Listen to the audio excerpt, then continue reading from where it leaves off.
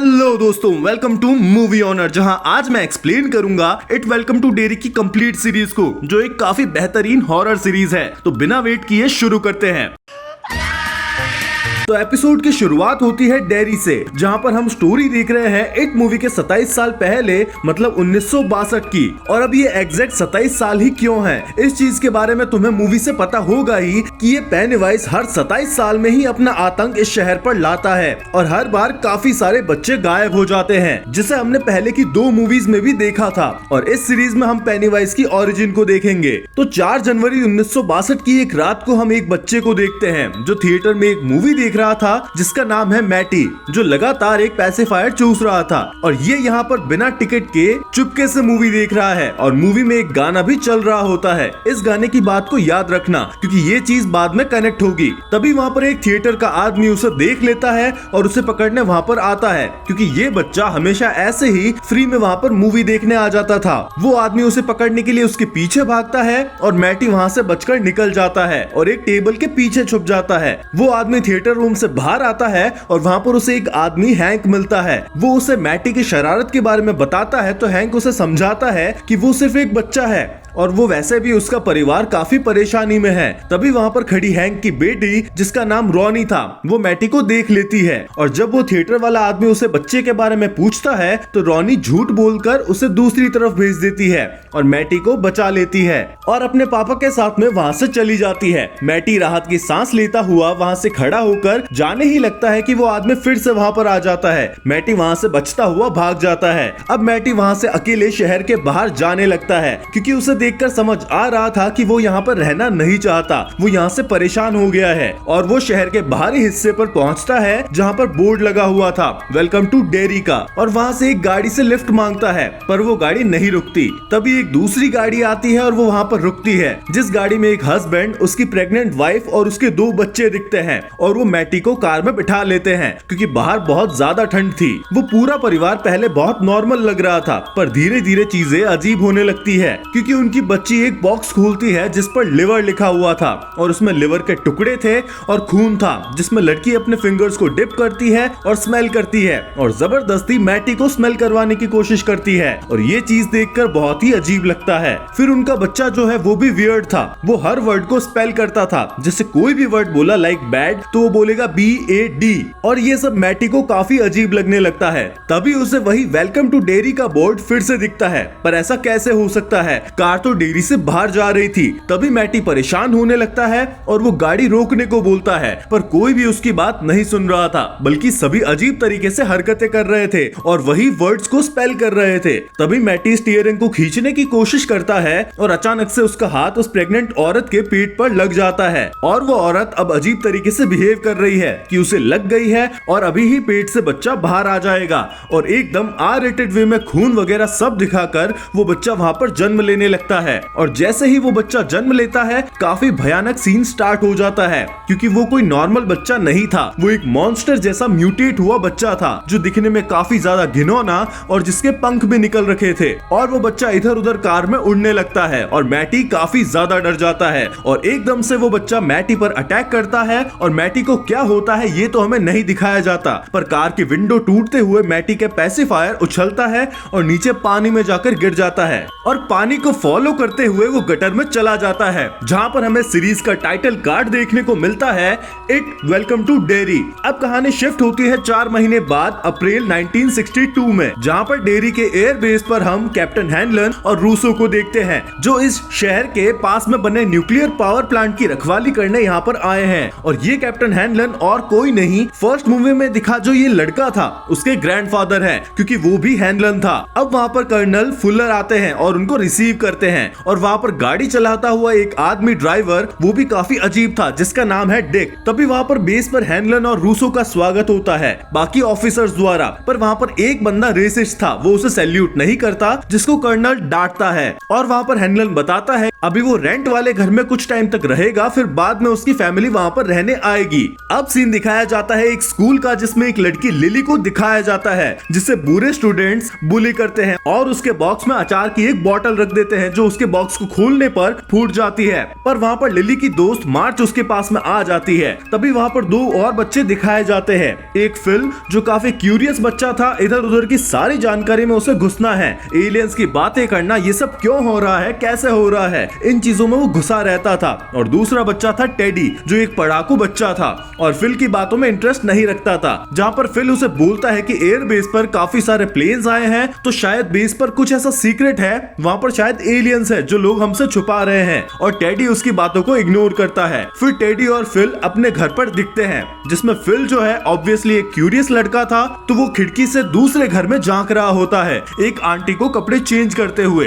पर बिल्ली के बीच में आ जाने के कारण उसका वो मूवमेंट ही खराब हो जाता है। और टेडी अब मैटी के बारे में बात करता है कि उसे गायब हुए 4 महीने हो गए हैं, उसका पता कब चलेगा। तो फिल कहता है कि वो मर गया होगा, क्योंकि उसकी बॉडी तो मिली नहीं थी और ऐसा भी हो सकता है कि वो वहां से भाग गया हो। और वो कहता है कि मैटी का कोई भी दोस्त नहीं था, उसकी मम्मी हमें चॉकलेट्स देती थी ताकि हम उसके बर्थडे पर जाएं। और ये बात सुनकर टेडी फिल पर गुस्सा करता है, क्योंकि उसे ये चीज अच्छी नहीं लगती कि उन्होंने मैटी को दोस्त नहीं बनाया था। अब अगला सीन दिखाया जाता है जिसमें लिली अपने बाथरूम में थी और वो अपना ब्रेसलेट को देख रही थी और दुखी हो जाती है, क्योंकि वो उसे मैटी ने दिया था। वो दोनों दोस्त थे। तब उसे न्यू ईयर की एक रात की बात याद आती है जिसमें मैटी और लिली एक सीक्रेट अड्डे पर जाते हैं। वो सीक्रेट अड्डा असल में मैटी, फिल और टेडी का था, जहाँ पर लिली को वो लेकर गया था। अब वो दोनों वहाँ पर अमेरिका वाले क्रैक्स खा रहे थे, तो उसमें लिली को एक रॉकेट मिलता है और मैटी को एक टर्टल। लिली को रॉकेट नहीं पसंद था, तो मैटी उसे अपना टर्टल दे देता है, जो अब लिली के ब्रेसलेट पर लगा था।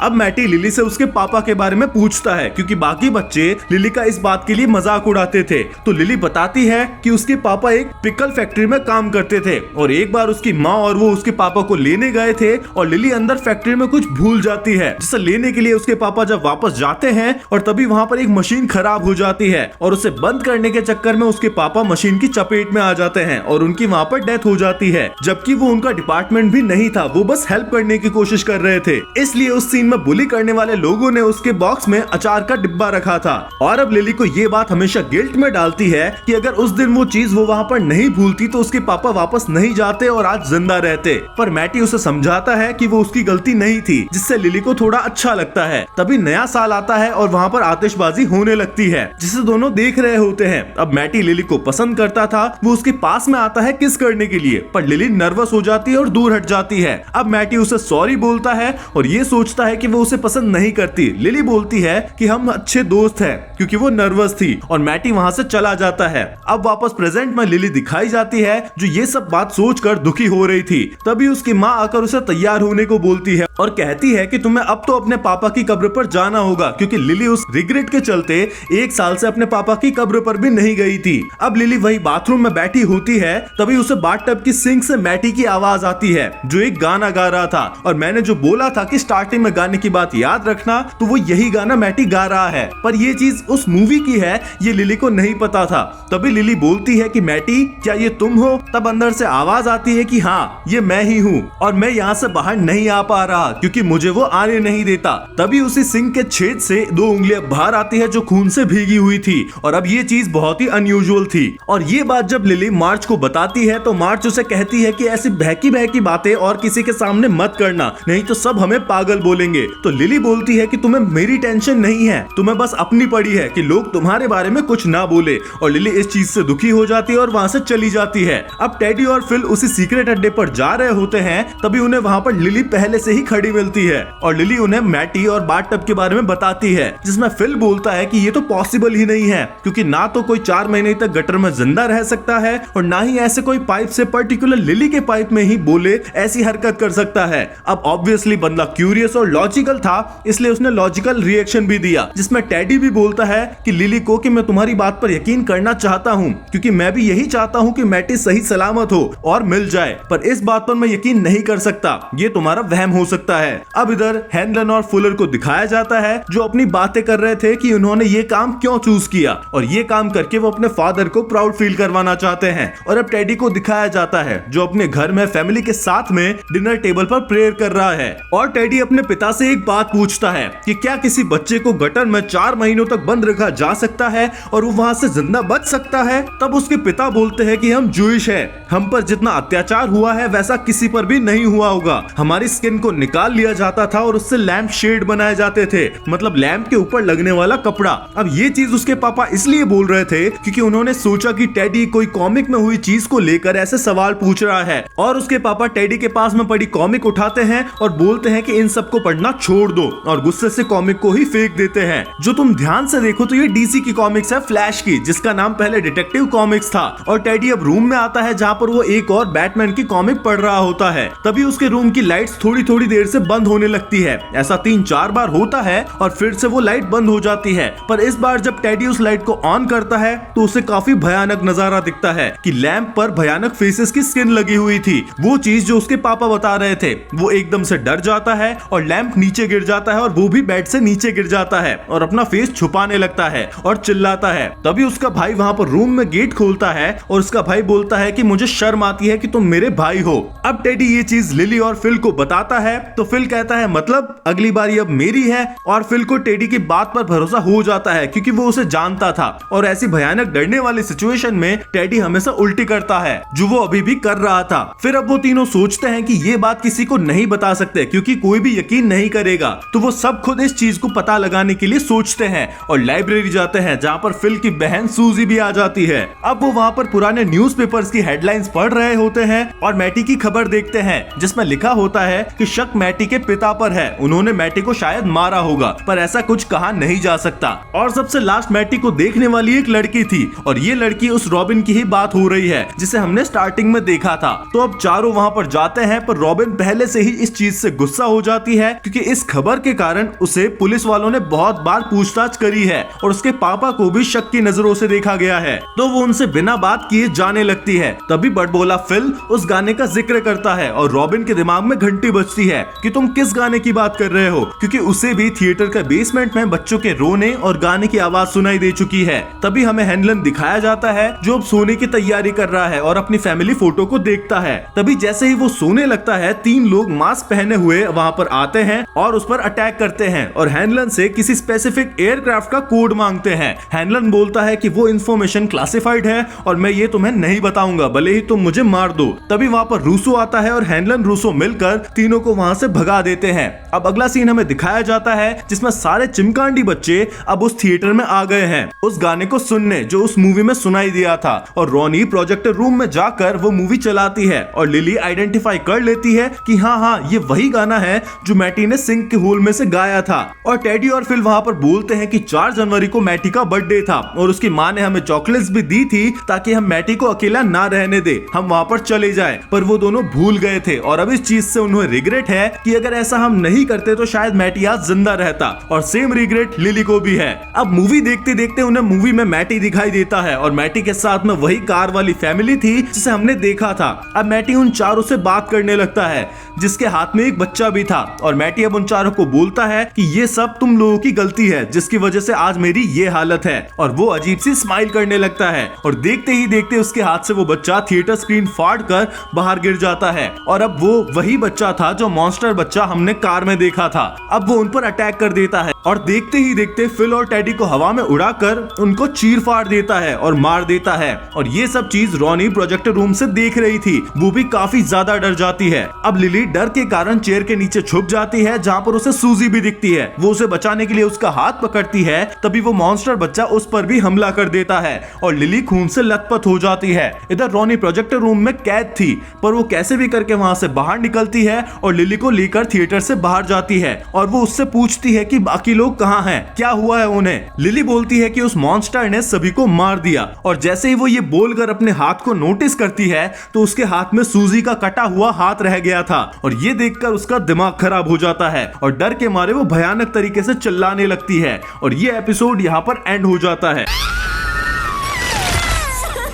तो एपिसोड की शुरुआत होती है पिछले एपिसोड में हुए बच्चों की डेथ से, जिसमें लिली को ये सब अपने पॉइंट ऑफ व्यू से दिखाई दे रहा है, जिसमें ये चीज देखने को मिलती है कि वो एक्सपीरियंस लिली के लिए कितना ज्यादा भयानक था। और ये अभी लिली को सपना आ रहा है और वो इसे अपने दोस्तों की डेथ को देखकर सपने में काफी डर जाती है। और फिर दिखता है एक ओपनिंग सीक्वेंस जिसमें एक बच्ची गाना गा रही थी और उसमें एक क्लाउन के अपीयरेंस को बताया जाता है जो बहुत ही अच्छे वे में उसे पोर्ट्रे किया है और सीरीज का टाइटल कार्ड दिया जाता है, इट वेलकम टू डेरी। अब दो पुलिस वालों को दिखाया जाता है जो रॉनी के घर के बाहर नजर रख रहे थे, जो आपस में बात कर रहे थे कि बच्चों की जो डेथ है उसके बाद में उनकी कोई भी बॉडी नहीं मिली है। और फिर हमें रॉनी के फादर हैंक, जो फर्स्ट एपिसोड में भी दिखा था, वो दिखाया जाता है जो अपनी माँ से बात कर रहा है। और हमें पता चलता है कि डेरी में काफी ज्यादा रेसिज्म है क्योंकि वो लोग ब्लैक है, इसलिए थिएटर में जो भी बच्चों की डेथ हुई थी उसका शक पुलिस वालों और लोगों को हैंक पर ही था। और इस चीज की बात करते हुए रॉनी की दादी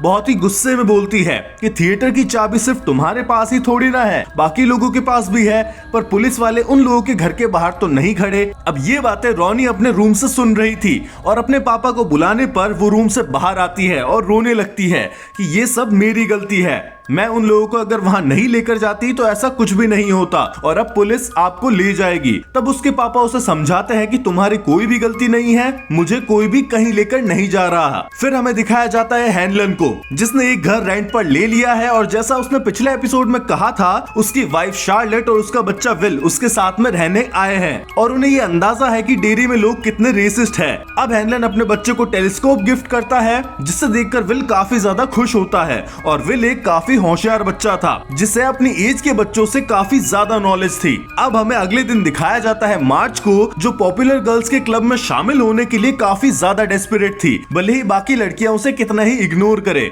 तभी वहां पर रॉनी स्कूल आती है जिसे सभी लोग इस तरीके से घूरते हैं कि उसने कुछ जुर्म कर दिया हो, क्योंकि सभी का यही सोचना था कि उसके पापा ने ही थिएटर में बच्चों को मारा था। तभी क्लास में हमें लिली दिखाई जाती है जिससे मार्च बात करने की कोशिश करती है और ये भी पूछती है कि क्या तुम मुझे इग्नोर कर रही हो। तब लिली उसे कहती है नहीं, ऐसी कोई भी बात नहीं है। तब मार्च उसे कहती है कि तुम रॉनी से दूर रहो, नहीं तो लोग तुम्हारे बारे में भी गलत सोचेंगे और क्लब की लड़कियों के बीच में तुम्हारी इमेज खराब होगी, और अपने लड़कियों के ग्रुप के साथ में लंच करने को बोलती है। तब लिली उसे कहती है यहाँ पर फिल, टेडी, सूजी मर चुके हैं और तुम्हें गर्ल्स की क्लब की पड़ी है। तभी वहाँ पर क्लास में विल आता है जो थोड़ा लेट हो गया था, पर सब लोग उसे काफी गंदे तरीके से घूरते हैं, ऑब्वियसली क्योंकि वो ब्लैक था। और जब वो अपनी सीट पर बैठता है तो एक स्टूडेंट उसकी चेयर भी खींच लेता है जिससे उसकी वजह से वो गिर जाता है, पर एक लड़का उसकी पेंसिल उठाता है और उसे अच्छे से बात करता है। अब हमें मेजर हैनलन को दिखाया जाता है जो फुलर से मिलने आया था, जहाँ पर वो उसे बताता है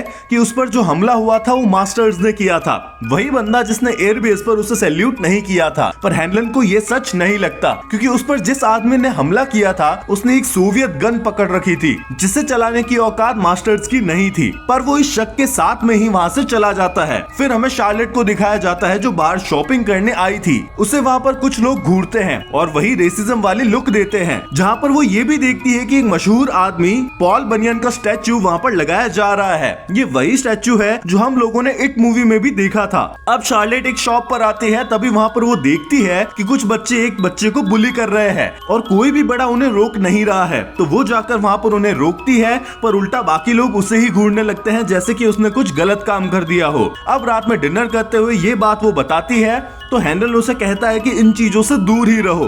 और फिर वो विल से पूछती है कि क्या तुम्हें तो किसी ने बुली नहीं किया, तो वो कहता है नहीं, ऐसी कोई बात नहीं है। अब हमें रॉनी को दिखाया जाता है जो अपनी दादी और पापा की बातें सुन रही थी, जो पुलिस वालों के शक और बच्चों के मर्डर से परेशान थे। तभी उसे लेटे लेटे अपना बेड अजीब लगने लगता है और धीरे धीरे वो पूरी तरीके से जगह पैक हो जाती है जैसे कि मानो वो किसी के पेट में हो, और धीरे धीरे वहां पर एमनियोटिक फ्लूइड बढ़ने लगता है और कैसे ही करके वो वहां से बाहर निकलती है। और जब वो मुड़कर देखती है तो वो एक पेट को फाड़ कर बाहर निकली थी, जो पेट असल में उसकी मरी हुई माँ का ही था जो उसके जन्म के टाइम में मर गई थी। अब वो माँ उससे बात करने लगती है जो धीरे धीरे एक भयानक शैतान में बदल जाती है और वो उसे डराती है कि उसके पापा को लोग ले जाएंगे और गरम तेल में तलेंगे। और अचानक से उससे एक अम्बिलिकल कॉर्ड उसके पेट से रॉनी से जुड़ जाती है जो अंदर उसे खींचने लगती है और अब वो पेट एक मुंह बन गया था और हमें पहली बार पेनीवाइज की आंखें दिखाई जाती है उस पेट से। रॉनी कैसे ही करके उस कॉर्ड को अपने मुंह से काटती है, पर वो शैतान उसके पास आने लगता है और वो काफी जोर से चिल्लाती है और उसके पापा और दादी रूम में आते हैं और उसे पता चलता है कि ये सब उसका वहम था, पर हमें पता है कि ये वहम नहीं था। पेनीवाइज इसी तरीके से लोगों को डरा डरा कर मारता है। अब हमें 3 ब्लैक ऑफिसर्स को दिखाया जाता है, जिसमें से एक डिक हैरन था। ये वही बंदा जिस अजीब बंदे को हमने एपिसोड 1 में देखा था। पर एक फन फैक्ट, ये बंदा असल में द शाइनिंग में दिखने वाला डिक है, जो बूढ़ा होता है, जिसके पास में पावर्स होती है शाइनिंग की, जो सुपरनैचुरल चीजों को सेंस कर सकता है। असल में ये सब नॉवल स्टीफन किंग ने ही लिखी है, तो इसे एक सेम यूनिवर्स का ही पार्ट बताया जा रहा है। पर इस चीज पर तुम चाहो तो ही ज्यादा ध्यान दो, क्योंकि ये बस एक डिटेल्ड फैक्ट है। हाँ, तो उन तीनों की बात होती है कि जो हैनलन पर हमला हुआ था, तो उनसे भी इस बात से रिलेटेड पूछताछ की गई थी, जिसमें डिक बोलता है नहीं, मुझसे तो कोई भी पूछताछ नहीं हुई, क्योंकि मैं स्पेशल प्रोजेक्ट में जुड़ा हुआ हूँ, एक स्पेशल मिशन। और ये चीज सुनकर वो दोनों बाकी वाले ऑफिसर्स उस पर हंसते हैं। अब इधर चीफ को बताया जाता है, जो बच्चों के मर्डर के केस में इन्वेस्टिगेशन कर रहा था। उसे बोला जाता है कि कैसे ही करके उस हैंक को मुजरिम बनाओ, क्योंकि जब कोई मुजरिम नहीं दिख रहा था तो लोगों के सामने किसी को तो लाना होगा, और एक ब्लैक इंसान को लाने से बढ़िया और क्या होगा। केस भी खत्म और सभी शांत, और उसे धमकी मिलती है कि जल्दी से हैंक को अंदर करो, नहीं तो अगले इलेक्शन तक तुम्हारी नौकरी का पत्ता कट जाएगा। अब उन तीनों ऑफिसर्स को भी वहां से जाना होता है, क्योंकि ज्यादा देर तक वो वहां पर बैठकर मजे नहीं कर सकते थे। लोग उन्हें रेसिज्म की नजर से देखने लगते हैं, तो वो अपने बेस पर चले जाते हैं, जहां पर उन्हें पहले अंदर घुसने नहीं दिया जाता, क्योंकि वो नशे में थे। पर डिक का नाम बताने के बाद में उन्हें अलाउ कर दिया जाता है। तब हमें पता चलता है कि वो सच में किसी न किसी स्पेशल प्रोजेक्ट से जुड़ा हुआ है। अब अगले दिन एक जगह बताई जाती है जहाँ पर मिलिट्री वाले खुदाई कर रहे थे, और वहाँ पर एक ऑफिसर डिक से आकर पूछता है कि यहाँ भी हमें कुछ भी नहीं मिला, तुम सही से पता नहीं लगा रहे हो। तब डिक कहता है कि जल्दी ही पता लग जाएगा, मुझे कुछ महसूस हो रहा है। अब वो क्या तलाश रहे हैं ये आगे पता चलेगा। अब हमें लिली दिखाई जाती है, जो लंच कर रही थी, और उसके पास में रॉनी आकर बैठती है और उसे रात की बात बताती है कि उसके पापा को पुलिस ले जाएगी। तुमने पुलिस को पूरा सच क्यों नहीं बताया कि एक मॉन्स्टर बेबी ने हम पर हमला किया था। तो लिली कहती है कि ऐसा करने पर वो मुझे पागल समझेंगे, और मैं फिर से पागल खाने नहीं जाना चाहती। असल में लिली के पापा की डेथ के बाद में उसकी मेंटल स्टेट सही नहीं थी, और वो पागल खाने में रह चुकी थी, इसलिए वो पुलिस को ऐसा कुछ भी बताने से डर रही थी, जिसे सुनकर वो पागल लगे। पर रॉनी उस पर चिल्लाकर बोलती है कि इसकी वजह से मेरे पापा को जेल हो जाएगी, और उसके चिल्लाने की वजह से टीचर उसे डिटेंशन दे देती है। अब हमें विल को दिखाया जाता है, जो अकेला बैठकर लंच कर रहा था और साइंस फैक्ट्स की बुक पढ़ रहा था। तब उससे वही क्लास वाला अच्छा लड़का बात करता है, तभी वहां से लड़कियां जाती है। वो लड़का उन्हें देखकर पगला जाता है, पर उसे कोई भी घास नहीं डालती। तभी वहां पर एक शरारती बच्चा स्टिंक बॉम्ब फोड़ देता है, और विल वहां से भागते हुए टीचर से ही भिड़ जाता है, इसलिए इसका इल्जाम उस पर लगता है, और उसे भी डिटेंशन मिलता है। अब रॉनी और विल दोनों ही एक क्लास में थे, और उनके बीच में बातें होती है, और वो धीरे धीरे दोस्त बनते हैं। तभी वो खिड़की से देखते हैं कि पुलिस लिली को पकड़कर लेकर जा रही है। अब पुलिस चीफ लिली को अपने सवालों में फंसाने लगता है, और धमकी देता है कि अगर कोई किलर नहीं मिला तो पूरा शक उस पर जाएगा कि लिली ने ही सबको मारा है। और ये बात सुनकर लिली डर जाती है, और अब चीफ सवाल घुमाकर ये बोलता है कि क्या तुम पक्का तो नहीं कह सकती ना कि हैंक वहाँ पर थिएटर में नहीं था। और अब इस बात पर हामी भरने से हैंक भी शक की नजर में आ जाता है, जिससे अब पुलिस वाले शक की नजर से उसे अरेस्ट कर सकते हैं। और अगले ही सीन में हमें दिखाया जाता है कि पुलिस हैंक को अरेस्ट कर रही है, और रॉनी और उसकी दादी बहुत रो रहे थे, परेशान हो रहे थे, और पुलिस हैंक को वहां से लेकर चली जाती है, जिससे रॉनी बहुत ही गुस्से में वहां से भाग जाती है और लिली के घर जाती है, और वहां पर जोर जोर से गेट बजाती है। लिली की माँ गेट खोलती है, और लिली सीढ़ियों से रॉनी को देखती है, तो रॉनी रोते हुए चिल्लाते हुए बोलती है कि तुमने पुलिस को क्या बताया है, वो मेरे पापा को ले गए हैं। तब लिली रोते हुए बोलती है कि ये मेरी गलती नहीं है, पुलिस ने मुझे उलझाया था, और मैं फिर से पागल खाने नहीं जाना चाहती। और तभी लिली की माँ बोलती है रॉनी को कि अपने घर चली जाओ, नहीं तो मैं तुम्हारी दादी को फोन कर दूंगी, और ये बोलकर गेट बंद कर देती है। अब अगले दिन हैनलन मास्टर्स से मिलने लॉकअप में जाता है, जहाँ पर उसे बंद कर दिया था हैनलन पर अटैक करने के गुनाह में। पर हैनलन को शक था कि ये उसने नहीं किया है। वो वहां पर जाता है और एक गन उसके सामने रखता है, और उसकी मैगजीन साइड में रखता है, और ये बताता है कि इस टाइप की गन को लोड करना तुम्हारे बस की बात नहीं है, और उस दिन उस आदमी ने इसे 1 सेकंड में लोड कर लिया था, तो वो तुम तो बिल्कुल भी नहीं हो सकते, तो बताओ वो कौन था। पर मास्टर्स इस बात के लिए मना करता है, पर हैनलन उसे उकसाता है और उसकी माँ के बारे में कुछ बोलता है। मास्टर्स को ये गाली जैसा लगता है, तो उसे गुस्सा आता है, और वो गन और मैगजीन को उठाकर लोड करने लगता है। पर जैसा कि हैनलन ने कहा था, वो उसकी औकात के बाहर था, उससे वो गन लोड नहीं होती। तब हैनलन को यकीन हो जाता है कि उस रात अटैक करने वाला ये नहीं था, और अब वो ये बात बताने अब फुलर के पास में जाता है, और फुलर कहता है कि हाँ, मैंने झूठ बोला था, ये हमारा ही एक टेस्ट था जिसमें तुम पास हो गए हो। ये बात सुनकर हेनलन उसकी रिपोर्ट करने के लिए जाने ही वाला होता है कि फुलर उसे कहता है बस मेरी एक बार बात सुन लो, तुम्हें हमने एक प्रोजेक्ट के लिए सिलेक्ट किया है क्योंकि तुम्हें जो कोरिया पर सर पर चोट लगी थी उससे तुम्हारे एमिगडाला पर असर हुआ है। एमिगडाला ब्रेन का एक हिस्सा है जिस पर चोट लगने से हेनलन को अब डर नहीं लगता, वो कभी डरता ही नहीं है और ऐसे ही बिना डर वाले इंसान की जरूरत थी इस प्रोजेक्ट के लिए, इसलिए हेनलन को टेस्ट किया गया था। अब हेनलन की क्यूरियोसिटी बढ़ती है कि प्रोजेक्ट असल में है क्या, तो फुलर उसे अब ये दिखाने के लिए लेकर जाता है। अब इधर हमें लिली को दिखाया जाता है जो एक मॉल में ग्रोसरी शॉपिंग के लिए आई थी, जिसमें पहले सब नॉर्मल होता है पर धीरे धीरे चीजें अजीब होने लगती है। वो जैसे जैसे वहां पर घूम रही थी वो रास्ता और भी ज्यादा भूल भुलैया की तरह बन रहा था और उसे सब अजीब तरीके से घूर रहे थे और एक क्रीपी आदमी उसके पीछे दिखाया जाता है और माइक में लिली का नाम भी बोला जाता है। इन सब से लिली परेशान हो रही थी कि देखते ही देखते वो चारों तरफ से घिर जाती है, जिसमें एक रैक पर कॉर्नफ्लेक्स के डिब्बे थे जिस पर ब्रांडिंग थी पेनीवाइज की। अब तुम पेनीवाइज को तो जानते ही हो और इस एपिसोड में 2 बार उससे रिलेटेड कुछ दिखाया है और उन कॉर्नफ्लेक्स के डिब्बों पर उन सभी बच्चों की फोटोज थी जो पिछले वाले एपिसोड्स में मरे थे, तो वो ये देखकर घबरा जाती है। तभी उसे अचार की बॉटल्स दिखती है जिसमें उसके पापा के फेस के कटे हुए टुकड़े पड़े थे जो उससे बात कर रहे थे। वो डर कर उन बॉटल को फोड़ देती है और एक साथ सारी बॉटल्स नीचे गिर जाती है और फूट जाती है और अब उन टुकड़ों से एक ऑक्टोपस जैसा क्रीचर बनकर लिली के पास में आने लगता है। वो बहुत जोर से चिल्लाती है, तभी वहाँ का शॉपकीपर उसे जगाता है कि ये क्या कर रही हो और वो देखती है कि उसने एक अचार की बोतल फोड़ दी है और बाकी सब नॉर्मल है। अब हमें इधर एयरबेस पर दिखाया जाता है कि फुलर हेनलन को सीक्रेट बेस पर लेकर जा रहा है जहाँ पर वो बताता है कि हमें एक ऐसी चीज की तलाश है जिससे हम अपनी आर्मी पावर को और भी ज्यादा बढ़ा सके। वो एक ऐसा वेपन है जो लोगों के डर पर वार करता है, उन्हें इतना डराता है कि वो मर जाए। सोचो भाई, ये पेनीवाइज को एक हथियार बनाने की सोच रहे हैं बेवकूफ, इन्हें तो ये पता भी नहीं है कि वो कहां से आया है, असल में है क्या। आधा ज्ञान लेकर अपनी कब्र खोदने निकले हैं। फिर वो उस बेस पर जाते हैं जहाँ पर उन्हें कुछ मिलता है और जब वो उस चीज को खुदाई से निकालते हैं तो वो एक कार थी जिसमें काफी लोगों के कंकाल पड़े थे। अब इधर लिली को उसकी माँ कार में एक मेंटल असाइलम में लेकर जा रही होती है जहाँ पर वो पहले थी। वो रोती है कि मुझे यहाँ पर मत छोड़ो, पर वो नहीं मानती और ये एपिसोड यहाँ पर एंड हो जाता है। एपिसोड की शुरुआत होती है 1908 से, जहाँ पर हमें एक मेला दिखाया जाता है जहाँ पर गेम्स और सर्कस लगे हुए थे। वहीं पर हमें एक छोटा लड़का फ्रांसिस दिखाया जाता है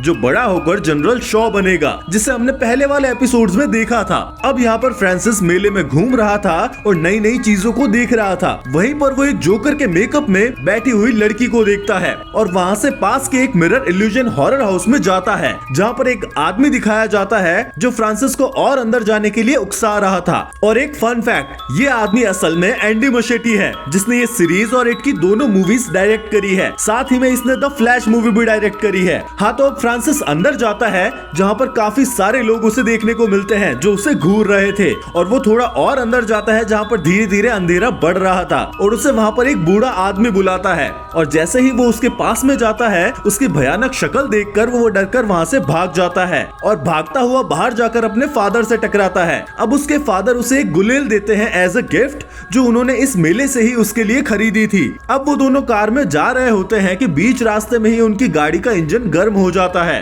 तब वो वहाँ पर रुकते हैं और फ्रांसिस को उसके फादर पास से पानी खरीद कर लाने को बोलते हैं। फ्रांसिस वहाँ पर जाता है जहाँ पर कुछ बच्चे पानी बेच रहे थे पर उसके पास में पूरे पैसे नहीं थे, तो वो कुछ पैसे और अपनी गुलेल के बदले वहाँ से लड़की से पानी खरीद कर लाता है और उस लड़की का नाम था रोज। अब फ्रांसिस अपने फादर के साथ में वहाँ से चला जाता है, पर अब फ्रांसिस और रोज की दोस्ती हो गई थी, वो साथ में खेलते थे और ऐसे ही एक दिन खेलते खेलते फ्रांसिस जंगल के अंदर तक चला जाता है जिसके पीछे से रोज उसे मना कर रही थी कि जंगल के अंदर मत जाओ, पर वो नहीं सुनता और अंदर तक चला जाता है और देखते ही देखते वहाँ का माहौल खराब होने लगता है। उसे वही बूढ़ा आदमी फिर से दिखता है जो अब उसके पीछे भागने लगता है और धीरे धीरे वो बहुत ही ज्यादा क्रीपी हो जाता है और उसका मुंह काफी अजीब हो जाता है। अब वो फ्रांसिस को खाने के लिए उसके पीछे दौड़ रहा था और आखिरकार वो उसके पास में आ जाता है और वो बूढ़ा भयानक आदमी जैसे ही फ्रांसिस को खाने वाला होता है कहीं से एक पत्थर उसकी आंख में आकर लगता है। असल में वो पत्थर रोज ने उसी गुलेल से मारा था। अब रोज फ्रांसिस को लेकर भागती है और सेफली जंगल से बाहर तक ले आती है, जहाँ पर फ्रांसिस उससे पूछता है कि ये जंगल के बाहर क्यों नहीं आता, तो रोज उसे कहती है ये एक राज की बात है जो हमें बाद में पता चलेगी। अब कहानी फिर से सीरीज के प्रेजेंट मतलब 1962 में आती है, जहाँ पर हमें जुनिपर हिल्स मेंटल हॉस्पिटल दिखाया जाता है, जहाँ पर लिली को उसकी माँ ने छोड़ा था। अब उस चीज को कुछ टाइम हो गया था और लिली की माँ उसे वापस घर के लिए लेने आई थी, जहाँ पर डॉक्टर बोलता है कि अभी तो लिली की हालत सही है, पर अगर फिर से हालत बिगड़ी तो इसका ज्यादा अच्छे तरीके से ट्रीटमेंट करना पड़ेगा। इधर लिली अपने केयर टेकर से बातें शेयर कर रही होती है। वो बोलती है कि उसे बुरा लग रहा है क्योंकि रॉनी के फादर को अरेस्ट कर लिया गया है और ये सब उसके झूठ बोलने की वजह से है, क्योंकि उसने ये सच नहीं बताया कि बच्चों को असल में मॉन्स्टर ने मारा था। पर वो ये सच बोल भी नहीं सकती थी, नहीं तो उसे यहाँ पर पागल खाने में ही रख लिया जाएगा। तब उसको केयर टेकर बोलती है कि उसे उसकी बात पर यकीन है, पर जनरली लोग उसी चीज को सच मानते हैं जिसे उन्होंने आंखों से देखा हो। और ये चीज सुनकर लिली को एक आइडिया आता है, वो क्या ये हमें बाद में पता चलेगा। और फिर वो केयर टेकर लिली को उसका लकी ब्रेसलेट जिसमें कछुआ था फिर से पहना देती है। इस सीरीज और मूवीज में तुमने काफी कछुए के रेफरेंसेस देखे होंगे। तुम अभी के लिए बस इतना जान लो कि जैसे पेनीवाइज एक कॉस्मिक एंटिटी है, वैसे ही ये कछुआ भी, पर ये अच्छा है और पेनीवाइज का दुश्मन है, मतलब ये बच्चों के लिए लकी है। अब हमें दिखाया जाता है कि ऑफिसर क्लिंट हैंक से जेल में मिलने आया है और बातों बातों में वो हैंक से उसका पसंदीदा सिगरेट का ब्रांड भी पूछ लेता है और वो उससे पूछता है कि सच बताओ, बच्चों के मर्डर की रात को तुम कहाँ पर थे। हैंक बोलता है कि मैं घर पर था, पर क्लिंट उसे बताता है कि उसके पास में एक गवाह है जिसने उसे बताया है कि हैंक उस रात को जैक्सन स्ट्रीट पर था। और ये ही नहीं, क्लिंट उसे कहता है कि हमें वहां पर तुम्हारा पसंदीदा सिगरेट का ब्रांड का बॉक्स भी मिला था। अब क्लिंट उसे कहता है कि सच बता दो, नहीं तो तुम्हें वैसे भी बड़ी जेल में शिफ्ट कर दिया जाएगा। तब हैंक कहता है कि मैंने बच्चों को नहीं मारा है, पर यहाँ पर हैंक ये भी नहीं बता रहा था कि असल में वो उस रात को कहाँ पर था और क्या कर रहा था।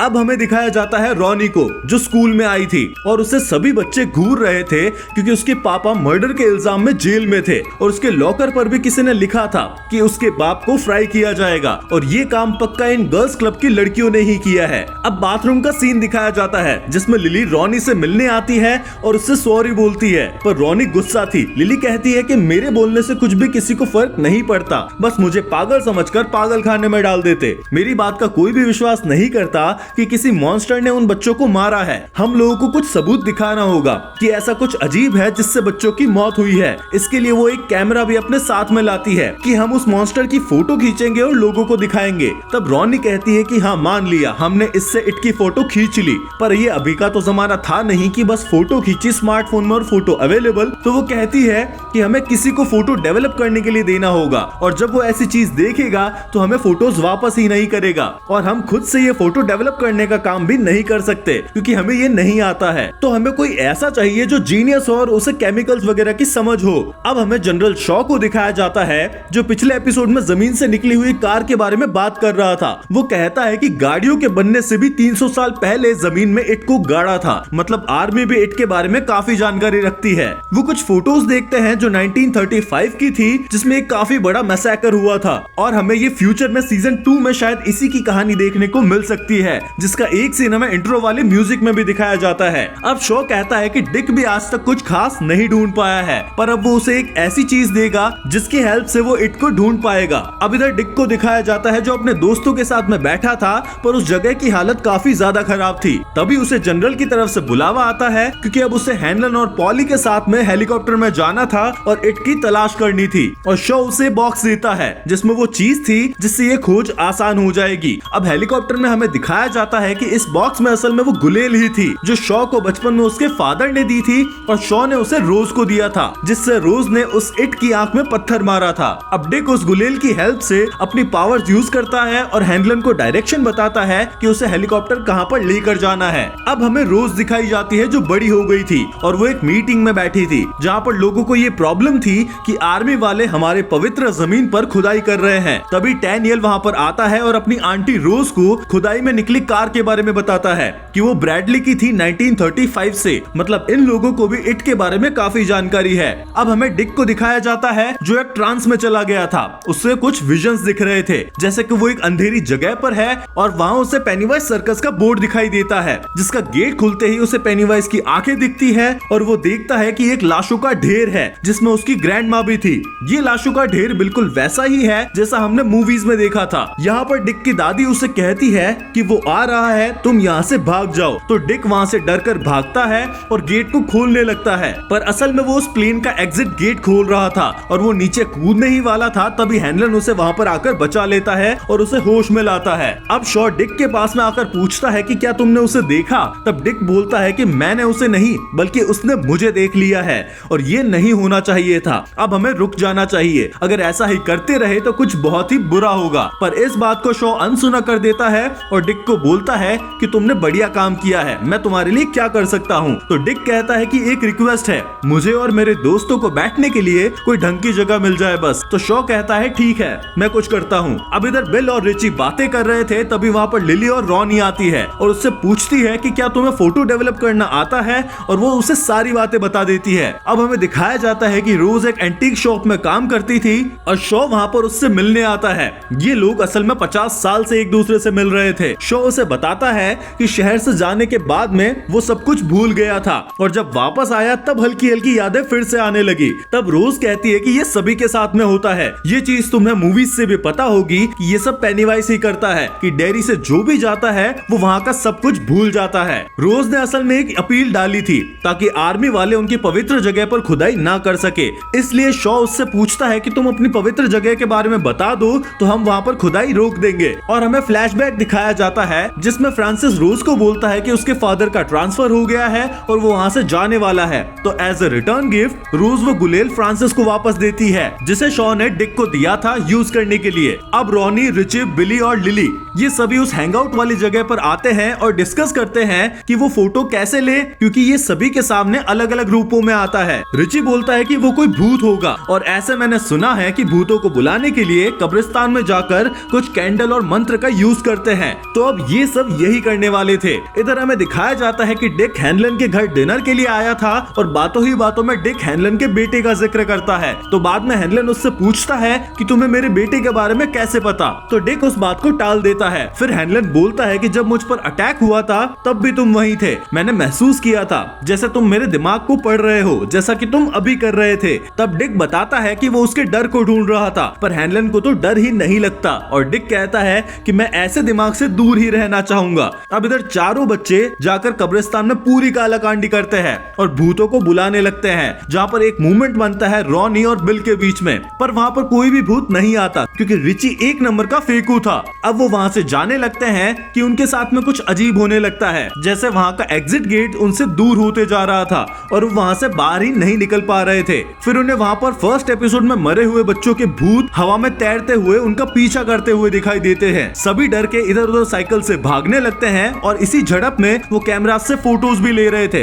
कैमरा कभी किसी और के हाथ में होता, कभी छूट जाता तो कोई दूसरा उससे लेकर फोटो खींचता। तभी एकदम से बिल वहाँ पर एक बड़े छेद में गिर जाता है जहाँ पर कुछ अनयूजुअल होता है, जैसे उसके पीछे कोई खड़ा है और वो वहाँ पर एक फोटो लेता है। तब तक सभी बाहर आ गए थे पर बिल लेट हो गया था, तो सबको चिंता होती है और आखिरकार बिल बाहर आ जाता है। तो रॉनी उसे गले लगाती है और बाकी सभी बच्चे भी खुश हो जाते हैं क्योंकि वो सेफ थे।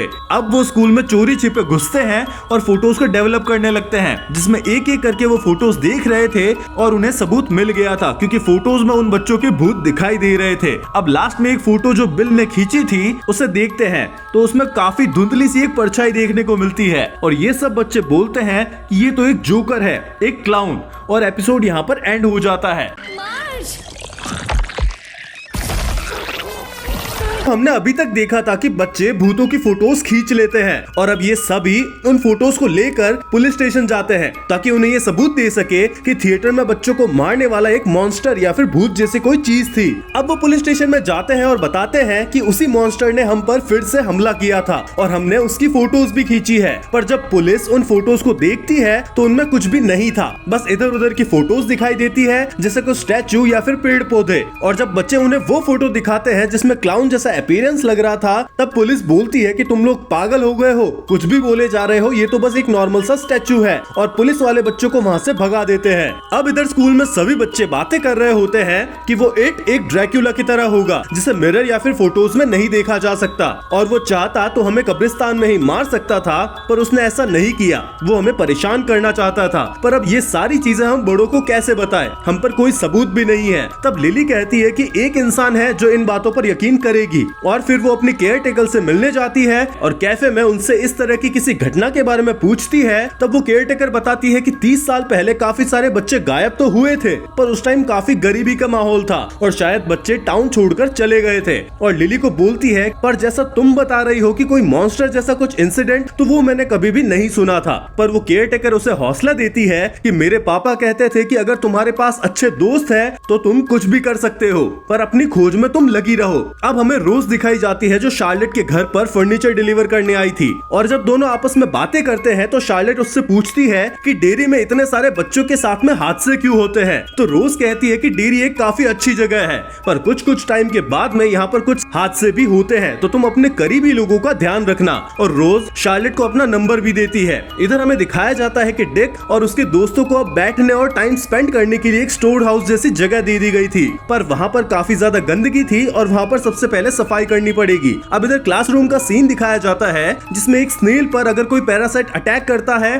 तो उसकी आंखें बाहर आ जाती है और उसे चील खा जाती है। ये चीजें स्लाइड पर पढ़ाई जा रही थी, जिसे देखकर मार्ज को घिन आती है। और इधर दिखाया जाता है कि शार्लेट को पता लग गया था कि विल कुछ कांड कर रहा है, और विल से सीधी बात होने पर वो रॉनी की हेल्प कर रहा है ये बताता है, ताकि उसके बेकसूर पिता को वो जेल से बाहर निकाल सके। और विल अपने साथ हुए कब्रिस्तान की चीज को भी बताता है, और वो काफी डरा हुआ भी था, जिसकी वजह से शार्लेट उसे कुछ भी हरकत करने से मना कर देती है कि तुम कहीं भी नहीं जाओगे, सीधा स्कूल से घर और कहीं नहीं। अब रात में डिनर टेबल पर शार्लेट वो बात हैनलन को नहीं बताती, बस इतना बताती है कि विल को रॉनी नाम की लड़की पसंद है, और हैनलन इशारे में पूछता है कि वो ब्लैक तो है ही ना, क्योंकि व्हाइट लड़की काले लड़के के साथ में दिखने से दिक्कत हो सकती थी। अब शार्लेट हैनलन को आइडिया देती है कि तुम्हें कल छुट्टी है तो तुम अपने बेटे के साथ में टाइम स्पेंड करने बाहर जा सकते हो। तो हैनलन अगले दिन विल को फिशिंग पर लेकर जाता है, क्योंकि उसके पिता भी उसे फिशिंग पर ही लेकर जाते थे। अब फिशिंग करते हुए वहाँ पर चारा खत्म हो जाता है, तो हैनलन गाड़ी से और चारा लाने के लिए जाता है, पर पीछे विल अकेला था। उसे पानी में एक मछली अपने पास में आते हुए दिखाई देती है, पर एकदम से पानी से एक हाथ बाहर आता है और विल को पानी में ही खींच लेता है।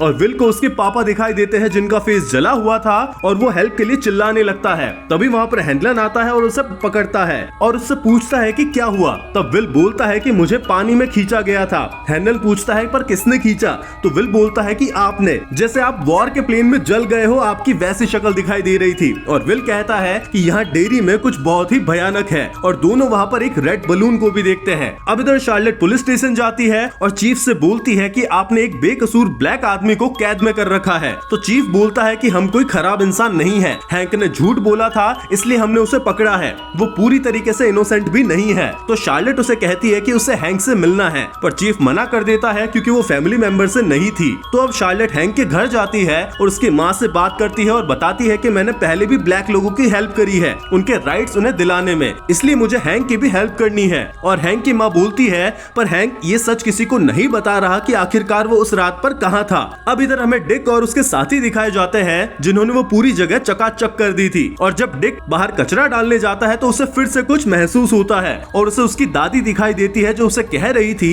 कि तुम बच के रहना। तभी उसे होश आता है और वहाँ पर हैनलन आता है जो उससे पूछता है कि तुम और यहाँ की आर्मी किस चीज को ढूंढ रहे हो। आज मेरे बेटे के साथ में एक एक्सीडेंट हुआ था जिसमें उसने बताया कि डेयरी में कुछ भयानक हो रहा है। तब डिक कहता है कि मुझे भी कुछ नहीं पता, मैं भी बस ऑर्डर्स को फॉलो कर रहा हूँ, और उससे अधूरा जवाब देकर वहाँ से चला जाता है। इधर अब बच्चों को दिखाया जाता है जिसमें विल अपने साथ हुए इंसिडेंट को बताता है कि मुझे सपना आता था कि मेरे पापा किसी क्रैश हेलीकॉप्टर में जल गए हैं और आज इट ने वैसा ही रूप लिया था, पर उसे मेरे डर के बारे में कैसे पता है। तो विल बोलता है कि कब्रिस्तान में भी इट हमें मारना नहीं चाह रहा था, वो हमें डरा रहा था। और तब वो बोलता है शिट, ऐसा नहीं हो सकता। बाकी बच्चे बोलते हैं कि भाई डरा क्यों रहा है, क्या हो गया। तो वो बोलता है कि एड्रेनलिन मतलब फियर हार्मोन, और इसकी वजह से हाई कॉर्टिसोल मतलब कुछ प्रेडेटर्स को तब शिकार करने में मजा आता है जब शिकार में डर हो, जिससे कॉर्टिसोल लेवल उनमें बढ़ जाता है तो प्रेडेटर्स को उनका स्वाद ज्यादा अच्छा लगता है, तो मतलब वो इट हमें खाना चाहता है। तो अब रिची कहता है कि ये क्या मजाक है,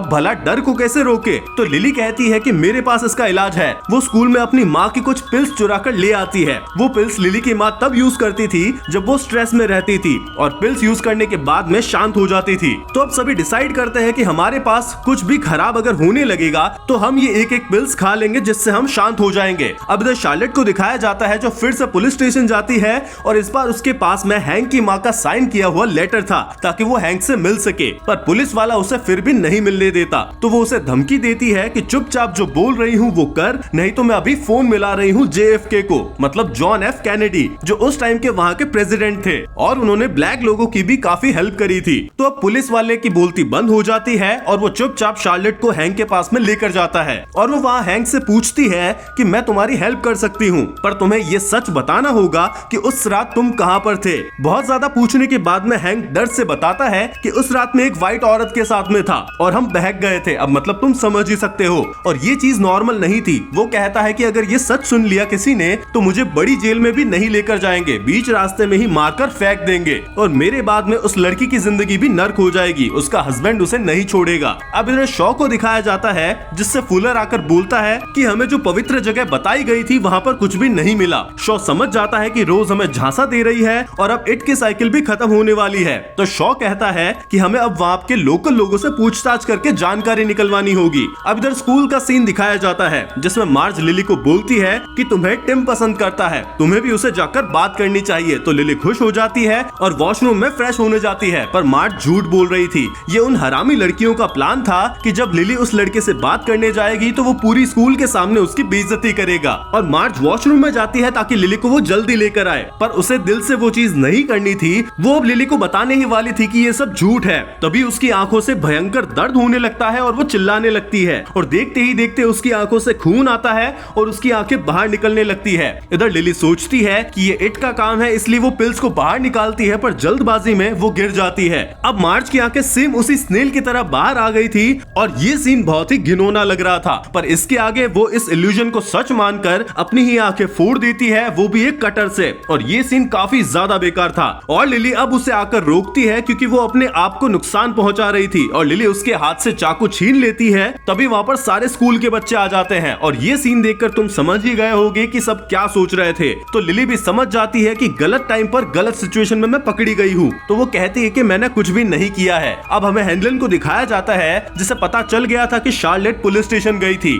तो वो उसे कहता है कि तुम अपनी समाज सेवा यहाँ पर मत करो, मुझे नहीं चाहिए कि हम कोई भी झमेले में फंसे और इसके कारण मुझे अपनी नौकरी छोड़नी पड़े। इधर विल अपने विंडो से बाहर टेलीस्कोप में देख रहा होता है तो उसे एक पेड़ के पास में एक क्लाउन जैसा कुछ दिखाई देता है। तो वो डर से जोर से चिल्लाता है और हेनलन उस चीज को देखने के लिए बाहर भागता है। उसने सोचा था कि घर पर कोई नजर रख रहा है क्योंकि शार्लेट पुलिस के काम में टांग अड़ा रही थी, पर वहाँ पर कोई भी नहीं था और उसे एक पेड़ पर रेड बलून दिखाई देता है। अब हेनलन शॉ के पास जाता है कि तुम मुझे सच बताओ कि आखिर डेयरी में चल क्या रहा है। तो शॉ उसे दिखाता है कि उन्होंने डैनियल को पकड़ रखा है और अब डिक अपनी पावर से उसके दिमाग में झांककर पता लगाएगा। डिक वहां आता है और उससे पूछता है कि वो चीज कहां पर है, पर डैनियल कुछ भी नहीं बताता। अब डिक अपनी पावर्स को यूज करता है और डैनियल के बचपन में पहुंच जाता है जहां पर डैनियल अपनी रोज आंटी से बात कर रहा होता है और रोज आंटी उसे गलू की कहानी पूछती है ताकि वो उस चीज को कभी भी ना भूले कि हमें जंगल में क्यों नहीं जाना चाहिए। तो डैनियल रोज के कहने पर वापस वो कहानी रिकॉल करता है और हमें इट की ओरिजिन सुनने को मिलती है कि लाखों साल पहले सभी इंसानों के भी पहले एक मीटियोर आकर गिरा था और गिरते ही इसके 3 टुकड़े हुए थे जिसका कोई रूप नहीं था और ये मॉन्स्टर आजाद हो गया। और काफी टाइम बाद कुछ लोगों ने इस जगह को ढूंढा और पता लगाया कि वो मीटियोर के टुकड़े असल में इट के लिए एक पिंजरे की तरह काम करते थे। तो उस एक टुकड़े से उन्होंने इट को अपने आप से हमेशा के लिए दूर रखा था और उन्होंने इट का नाम गलू रखा। अब और भी टाइम बीतता गया और पीढ़ी दर पीढ़ी ये कहानी सबको सुनाते गए जिससे वो जंगल के एरिया में ना जाए, पर उस समय यूरोपियंस ने वहाँ पर अटैक शुरू कर दिया था और वो भी जंगल में जाने लगे थे, पर उस गलू ने सभी को मार दिया था। और अब इतने लोगों को मारकर खाने के बाद में वो और भी ज्यादा पावरफुल हो गया था और वो अपना दायरा बढ़ाने लगा और जंगल से भी बाहर तक आने लगा। अब उन लोगों की लीडर ने बोला कि अब इस एक टुकड़े से कुछ भी नहीं होगा, हमें ये जगह खाली कर जाना होगा, पर उस लीडर की बेटी ये नहीं चाहती थी। वो और भी ज्यादा टुकड़ों को ढूंढने के लिए जंगल की तरफ जाती है उस एक टुकड़े को साथ साथ में लेकर और गुफा को ढूंढने लगती है और बच्चियों को बचाने के लिए बाकी लोग भी वहाँ पर आते हैं, पर उनके पास में वो टुकड़ा नहीं था। तो गलू सभी के सामने अलग अलग रूपों में आकर उन्हें खा जा रहा था और वो उस लीडर को भी खाने वाला था। तब तक उसकी बच्ची वहाँ पर वो टुकड़ा लेकर आ जाती है, पर देर हो गई थी। गलू उसे खा तो नहीं पाया, पर उस लीडर को उसने मार दिया था। अब बच्चियां उस गुफा को ढूंढ लेती है और वहाँ से काफी सारे मीटियोर्स के टुकड़े लेकर आती है और जंगल के चारों तरफ गाड़ देती है 13 पीसेस में। और वो लोग कसम खाते हैं कि हम इन जगह की रक्षा करेंगे। पर ये पूरी कहानी अब डिक को पता चल गई थी और डैनियल से पूछता है कि वो सभी टुकड़े कहाँ पर हैं। तो डैनियल उसे एक गेट से जाती हुई रोशनी में लेकर जाता है और एक घर बताता है कि इस घर में एक कुआं है और उसकी टनल को फॉलो करते हुए तुम्हें वो गुफा मिल जाएगी। अब तुम्हें अगर नहीं पता तो ये वही घर है जिसे हमने इट की मूवीज में भी देखा था। और ये एपिसोड यहाँ पर एंड हो जाता है। हमने अभी तक देखा था कि डिक डैनियल के माइंड में घुसकर सारी जानकारी निकाल लेता है और उसकी वजह से अब डैनियल की हालत खराब हो जाती है, जिसे हॉस्पिटलाइज किया जाता है। और डिक शॉ को बताता है कि मुझे वो लोकेशन पता चल गई है जहाँ पर उस हथियार को गाड़ा गया है। अब इधर मार्ज को दिखाया जाता है जिसे मेडिकल केयर में रखा हुआ था क्योंकि उसने अपनी आंखें फोड़ ली थी,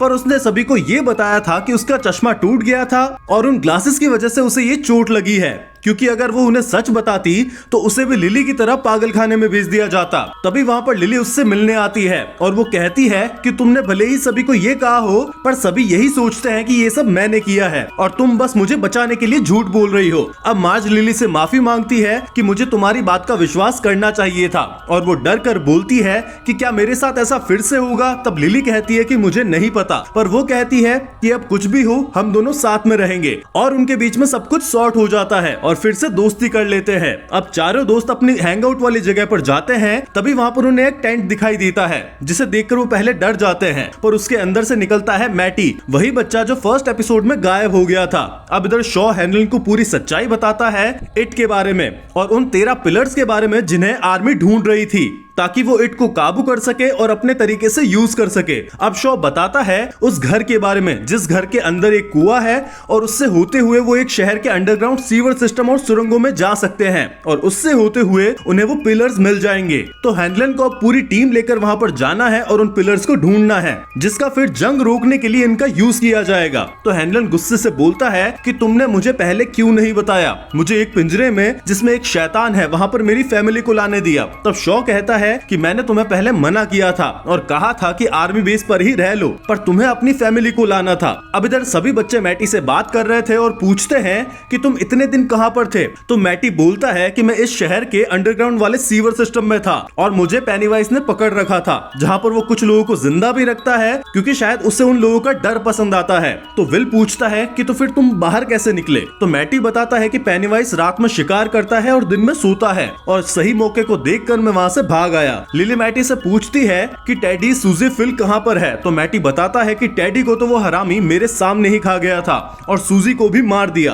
पर फिल अभी उसे जिंदा रखा है और उसे अधमरी हालत में छोड़ रखा है। तो सभी ये चीज पुलिस को बताने की बात करते हैं, तो मैटी मना कर देता है कि नहीं, मुझे फिर से पागल खाने नहीं जाना, इससे अच्छा तो मैं वापस सीवर्स में चला जाऊं। अब रोज के कबीले के लोग बैठकर बातें कर रहे थे, जहां पर उनका लीडर जॉन बोलता है कि इट की पिछली साइकिल्स मतलब 1908 और 1935 के कंपेयर में इस बार काफी कम लोग मरे हैं, जिनमें 25 तो लापता हुए हैं और 7 की मौत हुई है। और जॉन ये भी बताता है कि उस इट ने डेयरी का पानी खराब कर दिया है, जिसकी वजह से बड़े लोग मतलब पेरेंट्स अपने बच्चों की बातों पर ध्यान नहीं देते और उन पर गुस्सा करते हैं। और जॉन बोलता है कि इट अपनी हर साइकिल के लास्ट में कुछ बहुत ही बड़ा कांड करता है, जिसके बाद वो 27 साल तक सोने चला जाता है। तो अब उन्हें इसी चीज का डर है। तभी रोज को पता चलता है कि डैनियल को आर्मी वालों ने पकड़ लिया है। इधर हमें दिखाया जाता है कि हैंक को बड़ी जेल में शिफ्ट किया जा रहा है और पुलिस स्टेशन के बाहर काफी लोग हैंक को गाली देने आ रखे हैं, जिसमें चीफ हैंक से कहता है कि उस जेल में तुम जिंदा रह जाओ, यही तुम्हारे लिए बहुत बड़ी बात होगी। तभी भीड़ में से एक आदमी भागकर आता है और हैंक पर गोली चलाता है, पर पुलिस उसे पकड़ लेती है।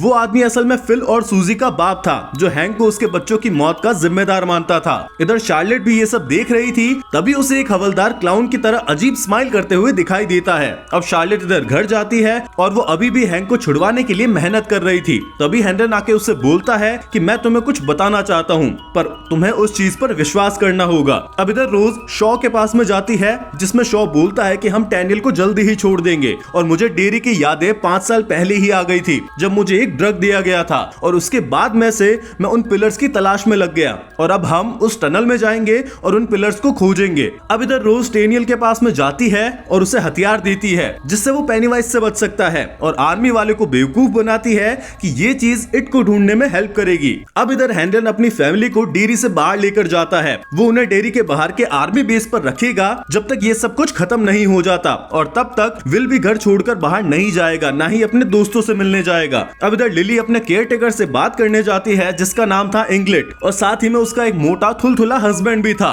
यहाँ पर शार्लेट को पता चलता है कि जो बस अभी कैदियों को बड़ी जेल में लेकर जा रही थी, उस बस का एक्सीडेंट हो गया था और हैंक वहाँ से लापता हो गया है। अब इधर लिली मार्ज को भी उसी हैंगआउट प्लेस पर लेकर जाती है और वो सभी दोस्तों से बोलती है कि हमें सीवर्स में जाना होगा और फिल को बचाना होगा। सभी डरते हैं तो लिली बोलती है कि डरने की जरूरत नहीं है, मैं अपनी मदर की पिल्स लाऊंगी और उन्हें खाकर हमें डर नहीं लगेगा और हम फिल को बचा लेंगे। अब हैंडलन अपनी टीम के साथ में उस टनल में जाने लगता है, जिन्हें डायरेक्शन देगा डैनियल, और उन्हें यह बताया जाता है कि उनका सामना एक भयानक चीज से होगा जो किसी का भी रूप ले सकता है, और अगर उन्हें ऐसा कुछ भी अनयूजुअल दिखे जो उस गुफा में नहीं होना चाहिए तो वो उस चीज को शूट कर देंगे। अब इट इन सभी को भूल भुलैया में फंसाता हुआ एक एक करके अलग करता है। डिक भी उसी टीम के साथ में आया था, जिसे उसकी ग्रैंड माँ की आवाज सुनाई देती है, और वो जब पानी में उतरता है तो वो पानी बहुत ही गहरा हो जाता है, और जैसे ही वो वहाँ से बाहर निकलता है तो उसे एक विजन आता है जिसमें वो अपने घर के बाथ टब से बाहर निकल रहा है, जहाँ उसकी दादी और दादा थे, और उसके दादा उसे एक बॉक्स खोलने के लिए कहते हैं। असल में जिनके पास शाइनिंग की पावर्स होती है, उनके पास ये एबिलिटीज होती है कि वो अपनी बुरी यादें, बुरे ट्रॉमा किसी ऐसे ही बॉक्स में बंद करके अपने दिमाग में किसी कोने में फेंक सकते हैं, जिससे उन्हें ये ट्रॉमा वापस से कभी याद ना आए।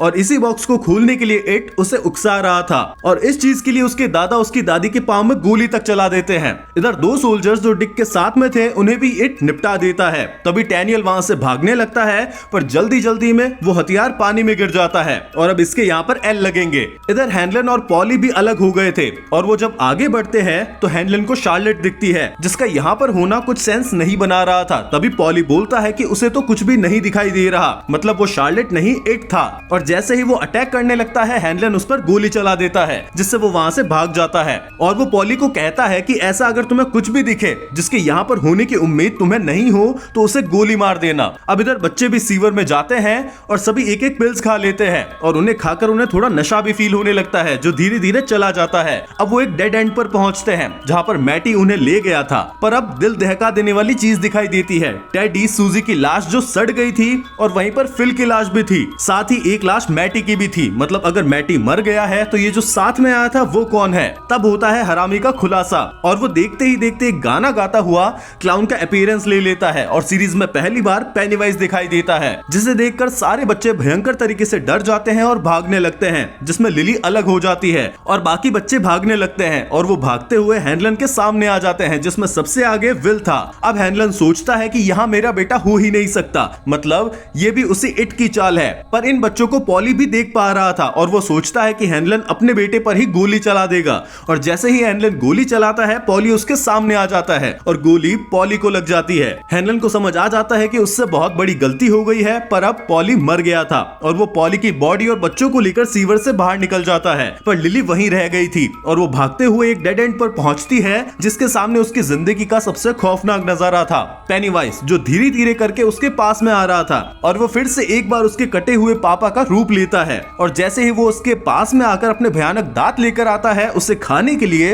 वो अचानक से रुक जाता है, मानो लिली के सामने कुछ शील्ड हो, और हमें नीचे दिखाया जाता है कि वो हथियार लिली के सामने ही पड़ा था, जिससे पेनीवाइज डर रहा था, और वो हथियार भी चमक रहा था। तो फिर पेनीवाइज वहां से चला जाता है और लिली उस हथियार को ले लेती है। देखा, ये जो लिली के पास जो ब्रेसलेट में कछुआ है, वो सच में इसके लिए बहुत ही ज्यादा लकी है। अब इधर इंग्रिड को दिखाया जाता है, जो जैसे ही अपनी कार स्टार्ट करती है, उसे उसमें पीछे से हैंक दिखाई देता है, पर अगले ही मोमेंट वो किस करने लगते हैं। मतलब हैंक उस रात जिस औरत के साथ में था वो यही थी, और वो बताता है कि हमारी बस पर किसी ने अटैक किया था और मुझे कुछ समझ नहीं आया तो मैं वहां से भागकर चला गया, पर एक औरत है जो हमारी हेल्प कर सकती है, वो है शार्लेट। इधर हैंडलन शो को बताता है कि कैसे उसके मिशन की वजह से उसने अपने दोस्त को खो दिया, और साथ ही डिक भी अभी भी उस सीवर सिस्टम में है। तो शो शॉ बोलता है कि अगर कोई उस सीवर से बाहर जिंदा निकल आ सकता है तो वो सिर्फ डिक है। तभी हमें डिक को दिखाया जाता है जो वहां से बाहर आ रहा था और उसे पॉली का भूत दिखाई देता है। साथ ही हमें यह भी पता चलता है कि डिक का वो बॉक्स अब खुल गया था और ये एपिसोड यहाँ पर एंड हो जाता है। एपिसोड की शुरुआत होती है 1935 के जुनिपर हिल्स मेंटल हॉस्पिटल से, जहां हमें जवान इंग्रिड को दिखाया जाता है जो एक बच्ची को नींद से जगाकर उसे हॉस्पिटल के बेसमेंट तक लेकर जाती है। वो बच्ची डरी हुई थी और नहीं जाना चाहती थी, पर इंग्रिड उसे मनाती है और बेसमेंट में ले जाती है। और इंग्रिड उस बच्ची से पूछती है कि उस क्लाउन ने तुम्हें यही मिलने के लिए बुलाया था ना, और वहाँ पर उन्हें एक रेड बलून दिखाई देता है, साथ ही पेनीवाइज भी। अब स्टोरी वापस प्रेजेंट में आती है जहाँ हैनलन विल को डांट रहा था कि अगर तुम वहाँ पर नहीं आते, तुम घर पर रहते, मेरी बात मानते, तो आज मेरा फ्रेंड जिंदा होता। और अब हैनलन विल को स्ट्रिक्टली बोलता है कि इस घर में हम डेयरी से दूर है और सेफ है, इसलिए तुम अब ये घर छोड़कर कहीं भी नहीं जाओगे। पर विल नहीं मानता। वो कहता है कि मैं अपने दोस्तों को नहीं मरने दूंगा, मैं आपकी तरह नहीं हूँ जो अपने दोस्त को मार दे। और ये सुनते ही हैनलन विल को चाटा मारता है और वो मार खाते ही गिर जाता है। अब विल रोते हुए हैनलन को बोलता है कि उस इट ने आपका दिमाग भी खराब कर दिया है, और वहाँ से अपनी साइकिल लेकर चला जाता है वापस डेयरी में। वहाँ शहर में जगह जगह पर हैंक के वांटेड पोस्टर छपे हुए थे और लोग हथियार लेकर भी उसे ढूंढ रहे थे। इधर लिली सभी दोस्तों को उस हथियार के बारे में बताती है कि कैसे इट उसकी चमकती रोशनी में डर गया था, मतलब हम इससे उसे मार सकते हैं, तो हम वापस वहाँ पर जाएंगे और इससे इट को मार देंगे। इस बात पर रॉनी गुस्सा होती है और बोलती है कि पिछली बार भी हम तुम्हारे कहने पर वहाँ पर गए थे और मरते मरते बचे हैं। तो लिली कहती है कि मुझे लगा था हम अपने बाकी दोस्तों को बचा सकते हैं, और दोनों झगड़ने लगते हैं, जिसमें रॉनी बोलती है कि तुम्हें पागल खाने से निकालना ही नहीं चाहिए था, और ये बोलकर वहाँ से चली जाती है। विल उसके पीछे जाता है उसे शांत करने, और रॉनी रोते हुए से गले लगाती है। तभी शार्लेट वहाँ पर आती है और दोनों बच्चों को कार में लेकर जाती है। इधर हमें डिक को दिखाया जाता है जिसकी हालत थोड़ी खराब थी।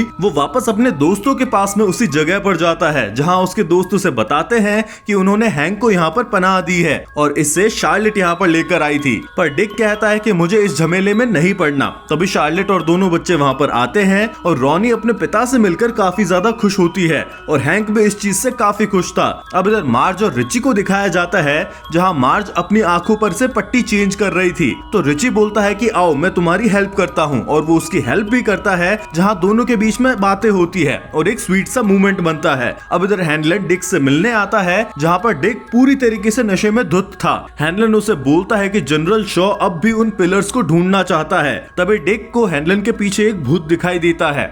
हैनलन उससे पूछता है कि तुम्हारे साथ में वहां सीवर में क्या हुआ था। तो डिक बताता है कि पहले उसके पास में ऐसी पावर्स थी जिससे वो भूतों को भी देख सकता था। तब उसकी ग्रैंड माँ ने उसे एक ट्रिक बताई थी कि वो ये चीज अपने दिमाग में एक बॉक्स में बंद करके रख सकता है ताकि उसे ये चीजें ना देखनी पड़े। तो डिक ने अपनी 9 साल की एज में उन सभी भूतों को देखने वाली चीजों को दिमाग में एक बॉक्स में बंद किया और उस पर ताला लगा दिया था, जिसके बाद फिर से उसे कोई भूत नहीं दिखाई देते थे। पर उस सीवर में उस इट ने डिक के दिमाग में कुछ ऐसा किया कि वो बॉक्स अब खुल गया है और अब डिक को भूत दिखाई देते हैं। और डिक बताता है कि उसकी ग्रैंडमा ने बोला था कि ज्यादातर भूत वहीं भटकते हैं जहाँ पर उनकी मौत हुई होती है। तो हैनलन बोलता है कि क्या तुम उनसे बातें कर सकते हो। तो डिक बोलता है कि मैं ऐसे बिहेव करता हूँ जैसे मैं उन्हें नहीं देख सकता, क्योंकि अगर उन्हें पता चला कि मैं उन्हें देख सकता हूँ तो वो मेरे पीछे पड़ जाएंगे, और भूतों को ऐसी बातें पता होती है जो जिंदा इंसानों को नहीं पता होनी चाहिए। तब हैनलन कहता है कि तुम भूतों से ही उन पिलर्स के बारे में क्यों नहीं पूछते, एक बार हम उनका पता लगा लेंगे तो तुम फिर से अपने दिमाग का बॉक्स बंद कर देना। तो डिक साफ साफ मना कर देता है कि तुम्हें अगर शॉ के तलवे चाटने हैं तो चाटो, पर मैं अब ऐसा कोई भी काम नहीं करूंगा, और वो उसे जाने को बोलता है। अब हैनलन अपने घर जाता है और शार्लेट से माफी मांगता है विल पर हाथ उठाने के लिए, पर शार्लेट उसे हैंक के बारे में बताती है कि उसने उसकी हेल्प करी है और वो उसे कल यहाँ से बाहर भी निकालेगी, और फिर विल और वो दोनों वापस अपने पुराने वाले घर में चले जाएंगे। तो हैनलन बोलता है पर मुझे यहाँ पर अपना काम पूरा करना है, और इस बात पर दोनों का झगड़ा भी होता है। इधर लिली क्लास में थी और उसे अपने डेस्क के नीचे फिर से उसके कटे हुए पापा दिखाई देते हैं, और वो डर कर बहुत जोर से चिल्लाती है और उस हथियार को सामने कर देती है। तब क्लास टीचर उसे चुपचाप बैठने को बोलती है और लिली पर बच्चे भी हंस रहे थे, तो लिली क्लासरूम से बाहर चली जाती है। इधर रिची और मार्ज कैंटीन में लंच कर रहे थे और बातें कर रहे थे, जहाँ रिची उसे बताता है कि रॉनी के पापा हैंक ब्लैक स्पॉट पर है और रॉनी भी उनके साथ में है, और कल हम भी वहाँ पर पर जाएंगे उनसे मिलने। और रिची ये भी बताता है कि उसे भी पाइप से आवाजें आती हैं, जिसके कारण वो रात में सूसू करने भी नहीं जाता और अपने बेड के पास ही उसने एक बोतल भर रखी है। और बातें करते हुए रिची मार्ज को एक आई पैच भी देता है और वो मार्ज को काफी पसंद भी आता है। तभी वहाँ पर वो हरामी लड़कियां भी आती है और बोलती है तुम इस लूजर के साथ में लंच नहीं करना चाहोगी, आओ हमारे साथ हमारे गर्ल्स क्लब में। तो मार्ज 2 सेकंड के लिए सोचती है और फिर बोलती है कि वो खुद भी अब पागल है, लूजर है, और वो अपने आई पैच को हटाकर उन्हें फूटी हुई आंख से डराती है और उन्हें वहां से भगा देती है। अब विल, रिची और मार्ज तीनों ब्लैक स्पॉट पर आते हैं। वो लोग रॉनी को मनाने आए थे फिर से सीवर में जाने के लिए, और अब वहाँ ब्लैक स्पॉट पर काफी सारे ब्लैक लोग भी आते थे। पूरा पार्टी का माहौल, गाना बजाना सब चल रहा था। इधर लिली इंग्रिड के घर जाती है पर वहाँ पर कोई नहीं था। लिली को घर में म्यूजिक की आवाज सुनाई देती है तो वो घर के अंदर जाती है और ऊपर की तरफ जाती है। वहाँ उसे एक फोटो एल्बम दिखाई देता है और उसे पता चलता है कि इंग्रिड असल में बॉब ग्रे की बेटी है और बॉब ग्रे वही आदमी है जो सर्कस में पेनीवाइज द डांसिंग क्लाउन बनता था और बच्चों को एंटरटेन करता था। और पुराने एपिसोड में मेले के बाहर जिस छोटी लड़की को हमने देखा था वो असल में इंग्रिड ही थी। तभी इंग्रिड वहां पर आ जाती है और लिली उससे बात करती है जो सीवर में हुआ था। पर बात करते करते उसकी नजर एक फोटो पर पड़ती है जिसमें उसे बॉब ग्रे का पेनीवाइज वाला लुक दिखाई देता है, जिसे देखकर लिली डर जाती है। जिसमें अब इंग्रिड उससे पूछती है कि तुमने इस क्लाउन को कहीं देखा है क्या। अब वो अजीब तरीके से हंसने भी लगती है। लिली देखती है कि वहां पर एक क्लाउन की विग और कॉस्ट्यूम भी पड़ी थी। अब लिली समझ जाती है कि कब्रिस्तान में जो क्लाउन उन्होंने देखा था वो इंग्रिड ही थी और विल के घर के पास में भी यही कॉस्ट्यूम में पहनकर इंग्रिड आई थी। तब इंग्रिड बताती है कि मेरे फादर थे पेनीवाइज द डांसिंग क्लाउन जो मेले में बच्चों को एंटरटेन करते थे, पर एक दिन वो गायब हो गए और मेला भी चला गया, पर मैं डेयरी में ही रुक गई थी और मैं यहाँ पर एक मेंटल असाइलम में काम करने लगी थी, जहाँ पर वो एक बार एक बच्ची को बोलते हुए सुनती है कि उसने एक क्लाउन को देखा था, पेनीवाइज को, जो उसे बेसमेंट में बुलाता है। और फिर स्टार्टिंग वाली स्टोरी ही कंटिन्यू होती है जहां इंग्रिड और वो बच्ची बेसमेंट में थे और उनके सामने था पेनीवाइज। इंग्रिड उसे अपने पापा समझती है पर पेनीवाइज अपनी वही हरकतें करता है और बच्ची को खाने की कोशिश करता है। तभी वो वहां से भागने लगते हैं पर बच्ची पीछे रह जाती है और गेट बंद हो जाता है, जहां पर अब पीछे पेनीवाइज आ रहा था और वो पेनीवाइज उस बच्ची को खा जाता है। अब पेनीवाइज बॉब ग्रे का रूप लेता है और इंग्रिड को बोलता है कम टू पापा। इंग्रिड अपने बाप को देखकर काफी खुश होती है, जिससे अब वो और भी बच्चों को बेसमेंट में लेकर जाने लगती है। इंग्रिड लिली से बोलती है कि मैं जब क्लाउन कॉस्ट्यूम पहनूंगी तो पापा को सब याद आ जाएगा, इसलिए मैं ये कॉस्ट्यूम पहनकर वहां पर घूम रही थी। तब लिली सोचती है कि ये औरत एक नंबर की पागल हो गई है। इंग्रिड उसे बोलती है कि मैं तुम्हें कुछ भी नहीं होने दूंगी, पर तुम्हारे दोस्तों की कोई भी गारंटी नहीं है और अगर तुम्हें ऐसा मौका मिलता कि तुम अपने पापा को फिर से देख सको तो तुम भी ऐसा ही करती। तो लिली बोलती है कि मेरे पापा मर चुके हैं, मैं तेरी तरह पागल नहीं हूँ, और वो उस हथियार से उसके हाथ पर मारकर वहाँ से भाग जाती है। इधर रॉनी अपने दोस्तों को मना कर देती है कि वो कहीं भी नहीं जाएगी अपने पापा को छोड़कर, और विल भी हैंक को सारी बातें बता देता है। अब इधर डेयरी के सारे हरामी गोरे लोग हैंक को जान से मारना चाहते थे, जिसमें चीफ और इंग्रिड का हस्बैंड भी था, और उस इंग्रिड के हस्बैंड को तो पता भी नहीं कि हैंक उसकी बीवी के साथ था। तभी चीफ इशारे में बोलता है कि अब मैं पुलिस वाला भी नहीं हूँ तो मैं किसी को अरेस्ट भी नहीं कर सकता अगर कोई मेरे सामने कुछ गलत करता है तो। और मुझे किसी औरत ने ये जानकारी दी है कि हैंक ब्लैक स्पॉट वाली जगह पर है। मतलब वो इशारे में सभी को बता रहा था कि हैंक कहाँ पर है, ताकि वो और बाकी सारे लोग वहाँ पर जाकर हैंक को जान से मार सके। इधर ब्लैक स्पॉट में बढ़िया गाने वाने चल रहे थे, जहाँ पर रिची एकदम कूल बंदे की तरह ड्रम्स बजा रहा था और मार्ज को इम्प्रेस कर रहा था। इधर विल अपने ससुर के साथ में बैठकर बातें कर रहा था, जिसमें हैंक विल से खुश भी होता है क्योंकि विल दिमाग वाला और बहादुर था। अब इधर ब्लैक स्पॉट के बाहर का सीन दिखाया जाता है, जिसमें सारे हरामी गोरे मास्क लगाकर और हथियार लेकर वहां पर आए थे, और एपिसोड यहां पर एंड हो जाता है। एपिसोड की शुरुआत होती है 1908 से और हमें वही मेला दिखाया जाता है जो सीरीज में पहले दिखाया गया था, जहां छोटा फ्रांसिस घूमने गया था। और अब वहां पर पेनीवाइज द डांसिंग क्लाउन का शो हमें देखने को मिलता है, जिसे बच्चे काफी पसंद करते हैं, और वही हमें पेनीवाइज का आइकॉनिक डांस भी देखने को मिलता है। साथ ही इस सीरीज के डायरेक्टर एंडी मुशेट्टी का एक बार फिर से कैमियो भी दिखता है। अब एक्ट के एंड में सारे बच्चे स्टेज पर आ जाते हैं और बलून्स फोड़ने लगते हैं, और यही चीज दूर से एक बच्चा ये सब देख रहा होता है, और ये बच्चा इट है, जो यही सोच रहा है कि इस क्लाउन के पास में इतना जल्दी बच्चे आ कैसे जाते हैं। अब हमें बॉब ग्रे को दिखाया जाता है, जो अपना पेनीवाइज वाला मेकअप उतार रहा था, जिसकी एक बेटी भी है जो उसके एक्ट में हेल्प करती है, और उसका नाम है इंग्रिड। अब इंग्रिड उसके सामने पहली बार एक क्लाउन की कॉस्ट्यूम पहन पहनकर आती है और ये देखकर बॉब काफी खुश होता है और वो अगला एक्ट दोनों बाप बेटी साथ में करेंगे ये भी बोलता है। बॉब पहले बड़े सर्कस में काम करता था पर अब वो छोटे मेलों में अपना एक्ट कर अपना खर्चा निकालता है। वो अपनी बेटी को क्लाउन कॉस्ट्यूम में देखकर उसका नाम पेरिविंकल रखता है, जिसे सुनकर इंग्रिड थोड़ा उदास हो जाती है क्योंकि ये असल में उसकी माँ का स्टेज नेम था जो अब इस दुनिया में नहीं है। तो बॉब उसे कहता है कि अगर तुम्हें ये नाम नहीं पसंद तो तुम इसे चेंज कर सकती हो, पर इंग्रिड कहती है नहीं, ये नाम अच्छा है। अब रात हो जाती है जहाँ पेनीवाइज का एक और एक्ट होने वाला था, तो उससे पहले बॉब साइड में दारू पी रहा था और सिगरेट फूंक रहा था। तभी जंगल से एक बच्चा आता है, ये वही बच्चा था इट। वो उससे बोलता है कि बच्चे तुम्हें बहुत पसंद करते हैं। वो बोलता है कि मेरे पेरेंट्स खो गए हैं, क्या तुम मुझे उन तक ले जाओगे?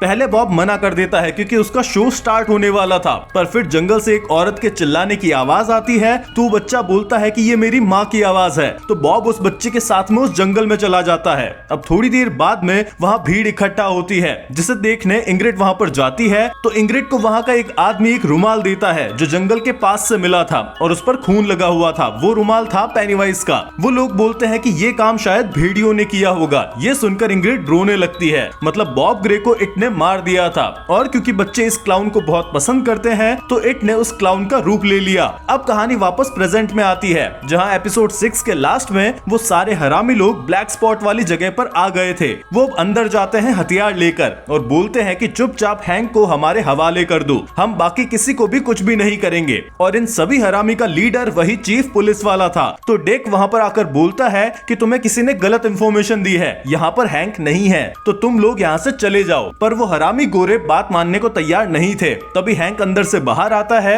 और अपने आप को उनके हवाले करने के लिए तैयार हो जाता है क्योंकि वो बेकार का खून खराबा नहीं चाहता था, क्योंकि उसकी बेटी भी वहीं पर थी। पर वहाँ के ब्लैक ऑफिसर्स हैंक को रोक लेते हैं कि तुम्हें उनके साथ जाने की जरूरत नहीं है, और वो सभी भी अपनी गन्स निकाल लेते हैं, जिसे देखकर चीफ अपने साथियों को हथियार नीचे करने को बोलता है और वो सभी बाहर निकल जाते हैं। पर वो थे तो हरामी, तो वो लोग बाहर से उस जगह के सारे गेट्स बंद कर देते हैं और उस जगह को आग लगा देते हैं। अब धीरे धीरे आग बढ़ने लगती है। कुछ लोग खिड़की तोड़कर बाहर निकलने की कोशिश कर रहे थे, पर वो हरामी लोग उन सभी को गोली मार रहे थे। बहुत बुरा कत्लेआम मचा हुआ था, इतना धुआं था कि किसी को भी कुछ भी नहीं दिखाई दे रहा था। इधर मार्ज और रिची भी इस भगदड़ में बच रहे थे। तभी डिक को फिर से भूत दिखाई देने लगते हैं और उसे फ्रिज की याद आती है। असल में वहाँ पर जो फ्रिज था उसका आइस बॉक्स लीक हो रहा था, जिससे फ्रिज के नीचे की लकड़ियां गल गई थी। वो वहाँ पर जाकर उन लकड़ियों को तोड़ देता है और वो अकेले ही वहाँ से भागने लगता है। पर तभी उसे पुराने कबीले की लीडर सेस्की का भूत दिखाई देता है और वो उसे आवाज भी लगाता है, पर जनरली वो भूतों से बात नहीं करता था। तभी इस तबाही के बीच में अपना डांसिंग क्लाउन आता है, जिसे ये सीन देखकर बहुत ही मजा आ रहा था। वहाँ पर डरी हुई एक औरत थी और पेनीवाइज उसे खाने लगता है, जिसे रॉनी देख लेती है और पेनीवाइज एक बेहतरीन लाइन बोलता है, do I have a face on my face. ये काफी क्रिएटिव लाइन थी। छोड़ो, स्टोरी में आगे बढ़ते हैं। अब इधर डिक को भी पेनीवाइज दिखने लगता है, जिसके साथ में सेस्की भी थी, और उसी की वजह से शायद डिक अब बच्चों की हेल्प करता है और वो विल, रॉनी और हैंक को वहां से बाहर निकालता है। इधर बाहर हरामी लोग ये सोचते हैं कि ये सब मर जाएंगे, तो वो वहां से चले जाते हैं। पर इंग्रिड के हस्बैंड मिस्टर कर्श की गाड़ी खराब हो जाती है और वो स्टार्ट नहीं होती और वो अकेला रह जाता है। इधर डिक रिची और मार्च को भी अपनी तरफ बुलाता है, पर वहां की छत टूट जाती है और आग ज्यादा बढ़ जाती है। वहां से निकलने का कोई भी रास्ता नहीं था। तो रिच एक बॉक्स देखता है, उस बॉक्स में जाने से वो बच सकते थे, पर बॉक्स छोटा था, उसमें सिर्फ एक ही इंसान आ सकता था। तो वो मार्च को अंदर डालकर उस बॉक्स को बंद कर देता है। वो अपने आप को मार्च के लिए सेक्रीफाइस करने के लिए तैयार हो गया था और उस बॉक्स के ऊपर वो लेट जाता है ताकि मार्च उसका गेट ना खोल सके। अब मार्च रो रही थी। तब रिची एक प्राउड वाली स्माइल के साथ में बोलता है कि स्कूल के पहले दिन से जब मैंने तुम्हें देखा था, मैं तुम्हें पसंद करता हूँ और एक रियल वॉरियर हमेशा फीमेल की रक्षा करता है। दोनों एक दूसरे का आई लव यू बोलते हैं और ये काफी सैड और प्राउड मोमेंट था। इधर कर्श अपनी बीवी इंग्रिड को देखता है जो क्लाउन कॉस्ट्यूम में थी। वो इंग्रिड को घर जाने के लिए बोलता है, तभी पीछे से पेनीवाइज आता है और उसका फेस काट देता है, वो भी मक्खन की तरह, और उसे खाने लगता है। और इन सारे हरामी लोगों को हैंक की इन्फॉर्मेशन असल में इंग्रिड ने ही दी थी, क्योंकि इंग्रिड जानती थी कि इतना खून देखकर पेनीवाइज यहाँ पर जरूर आएगा और वो पेनीवाइज को अपना पापा बोल रही थी। वो उसे खुश खुश करने के लिए अपने बचपन की तरह बाव भी करती है तो पेनीवाइज उसे गले मिलने को बोलता है और कहता है कि तुमने बहुत अच्छा काम किया है, पर अब मेरा पेट भर गया है और मैं सोने जाऊंगा, सीधा 27 साल बाद जगूंगा। और वो वहां से जाने लगता है, पर इंग्रिड उसका हाथ पकड़ लेती है और उसे रोकती है, जिससे वो सन की पेनीवाइज गुस्सा हो जाता है और इंग्रिड समझ जाती है कि मैं ये गलत आदमी से पंगा ले रही हूँ। वो कहती है कि मेरे पापा कहाँ हैं? तो पेनीवाइज बोलता है कि उसे तो मैं खा गया और वो मेरे अंदर ही है। और वो अपना मुंह खोलता है जिससे वो डेड लाइट्स दिखती है और उन्हें देखकर इंग्रिड हिप्नोटाइज हो जाती है। असल में ट्रू फॉर्म की बात करी जाए तो इट की ट्रू फॉर्म यही 3 डेड लाइट्स है और यही सेम हमें इट की ओरिजिन वाले एपिसोड में भी दिखी थी, जब वो मीटियोर से ये 3 लाइट्स निकलती है। अब यहाँ आग शांत हो गई है और फायर ब्रिगेड वाले आ गए थे, जो आकर मार्च को उस बॉक्स से बाहर निकालते हैं, पर रिची मर गया था, जिसे देखकर रॉनी, विल और मार्च काफी दुखी होते हैं। उस हादसे में एक और लड़की बची थी जो अब सदमे में थी और इंग्रिड भी बाहर पड़ी मिलती है, जिसे अब होश नहीं था। अब वहाँ पर हेनलन और शार्लेट आते हैं और विल उन्हें बताता है कि डिक ने उन सभी को बचाया है। हेनलन डिक के पास जाता है तो डिक कहता है कि मैंने एक भूत से बात कर ली थी और अब सभी मेरे पीछे पड़ गए हैं। उसे अपने दोस्तों के भूत भी दिखाई दे रहे थे जो कल रात को ही मरे थे और वो उससे सीधा बदला लेने की बात कर रहे थे। इधर हैंक जंगल में था जहाँ सारे बच्चे और शार्लेट आती है। वो हैंक से बोलती है कि तुम मुझे तुम्हारे कपड़े दो ताकि मैं उन कपड़ों को हादसे वाली जगह पर डाल दूंगी, जिससे लोगों को लगेगा कि हैंक भी मर गया है। इधर डिक हेनलन को बताता है कि पेनीवाइज अब यहाँ पर नहीं है, मैं ये फील कर सकता हूँ, वो सोने जा चुका है और मुझे एक पिलर की भी लोकेशन पता चल गई है। जब मैं डैनियल के माइंड में घुसा था तब मुझे पता चला था कि वो एक पिलर उस लीडर मतलब सेस्की की समाधि के नीचे गड़ा हुआ है और सेस्की का भूत डिक अपने सामने ही देख रहा था, जो डिक को उसकी कब्र तक ले जाएगी। हेनलन अब शार्लेट से बोलता है कि वो हैंक को अपने घर पर लेकर जा सकते हैं, क्योंकि पेनीवाइज सब जा चुका है तो हमें कोई भी खतरा नहीं होगा। यहाँ शहर में सभी लोगों को बताया जाता है कि ब्लैक स्पॉट वाली जगह पर एक शॉर्ट सर्किट हुआ था, जिसकी वजह से आग लग गई थी, जहाँ पर मिस्टर कर्श की जान भी चली गई थी और काफी सारे ब्लैक लोग भी मर गए थे, साथ ही वो वांटेड हैंक भी। अब इधर रोज और बाकी लोग यही बात कर रहे होते हैं कि आखिरकार इस साल का ये साइकिल भी खत्म हुआ। हर 27 साल में ऐसा कुछ होता है, पर वो ये सब जानते हुए भी कुछ नहीं कर पाते। वो बस उन पिलर्स का ध्यान रखते हैं ताकि पेनीवाइज देरी से बाहर ना जा सके, क्योंकि उस जेल के बाहर अगर पेनीवाइज चला गया तो कोई भी उसे नहीं रोक पाएगा और वो पूरी अर्थ को खत्म कर देगा और चाहे जिसे खाता रहेगा। इधर शार्लेट हैंक को डेयरी के बाहर निकालने का इंतजाम कर रही थी। वो उसे हेनलन के कपड़े देती है, क्योंकि वहां पर लोग काले लोगों की इतनी शक्ल को नहीं जानते थे, उनके लिए सारे काले लोग एक जैसे ही है, जिससे शार्लेट के पड़ोसियों को हैंक पर शक नहीं होगा। इधर मार्ज और रॉनी लिली से मिलने उसके घर जाते हैं, जहां वो लिली को ब्लैक स्पॉट पर हुई सारी घटना बताते हैं और रिची की मौत के बारे में भी बताते हैं, जिसे सुनकर भी लिली काफी ज्यादा दुखी होती है। अब वो तीनों अपने हैंगआउट वाली जगह पर जाते हैं और रिची का सामान इकट्ठा करते हैं। मार्ज वहां पर वो प्लेन देखती है जिसे रिची हमेशा मेन रोड तक उड़ाना चाहता था, पर कभी उड़ा नहीं पाया, जिसे सोचकर वो दुखी हो जाती है। इधर मिलिट्री वाले डिक की बताई जगह पर खुदाई करते हैं और वहां पर उन्हें एक पिलर मिल जाता है और वो उसे बेस पर लेकर जाने लगते हैं, जिस चीज को डैनियल देख लेता है और ये चीज हेनलन को भी अजीब लगती है। इधर शार्लेट हैंक को लेकर रोज के घर जाती है ताकि वो उसे वहां पर छुपा सके और बॉर्डर पार करवाने के लिए उसे रोज की हेल्प चाहिए थी। तभी वहां पर डैनियल आता है और पिलर की बात रोज को बताता है। इधर मिलिट्री वाले पिलर को अपने बेस पर लेकर आए थे और वो उस पिलर को जलाकर डिस्ट्रॉय करने वाले थे। तभी वहां पर हेनलन आ जाता है और गन उनके सामने तान देता है और उन्हें रोकने के लिए बोलता है। हेनलन अब समझ गया था कि शॉ उससे झूठ बोल रहा था। वो इट का पिंजरा छोटा नहीं करना चाह रहे थे, ना ही उसे वर्ल्ड वॉर के लिए यूज करना चाहते थे, बल्कि वो उसके पिंजरे को तोड़ना चाहते थे ताकि इससे पूरी कंट्री में वो इट फैल जाए। शॉ बोलता है कि हमें खतरा दूसरों से नहीं है, अपने ही लोगों से है। लोग कभी भी प्रोटेस्ट करने के लिए उतर जाते हैं, सिविल वॉर छिड़ जाता है और इन सबको रोकने का एक ही तरीका है, डर। कल इतना बड़ा कांड हुआ था और उसके बाद में सभी लोगों में शांति है और यही शांति मैं पूरे अमेरिका में चाहता हूँ। ये मैं देश के लिए कर रहा हूँ, अब भले ही इसमें कुछ बच्चों की जान जाए, इससे ज्यादा जान तो रोड एक्सीडेंट में चली जाती है। हेनलन बोलता है कि तुम पागल हो गए हो, तुम्हारा दिमाग काम नहीं कर रहा। वो उसे रोकता है पर शॉ नहीं सुनता और उस पिलर को भट्टी में डाल देता है। अब होगा कांड। इधर हमें सीवर में दिखाया जाता है कि एक खून के तालाब में, जहाँ पर काफी सारे हाथ पांव कटे हुए हैं और पेनीवाइज बढ़िया अपनी नींद में था, पर उस पिलर के डिस्ट्रॉय होने से अब डेरी उसके लिए पिंजरा नहीं रहा और इससे उसकी नींद खुल जाती है। अब इधर विल को दिखाया जाता है जिससे एक फोन आता है।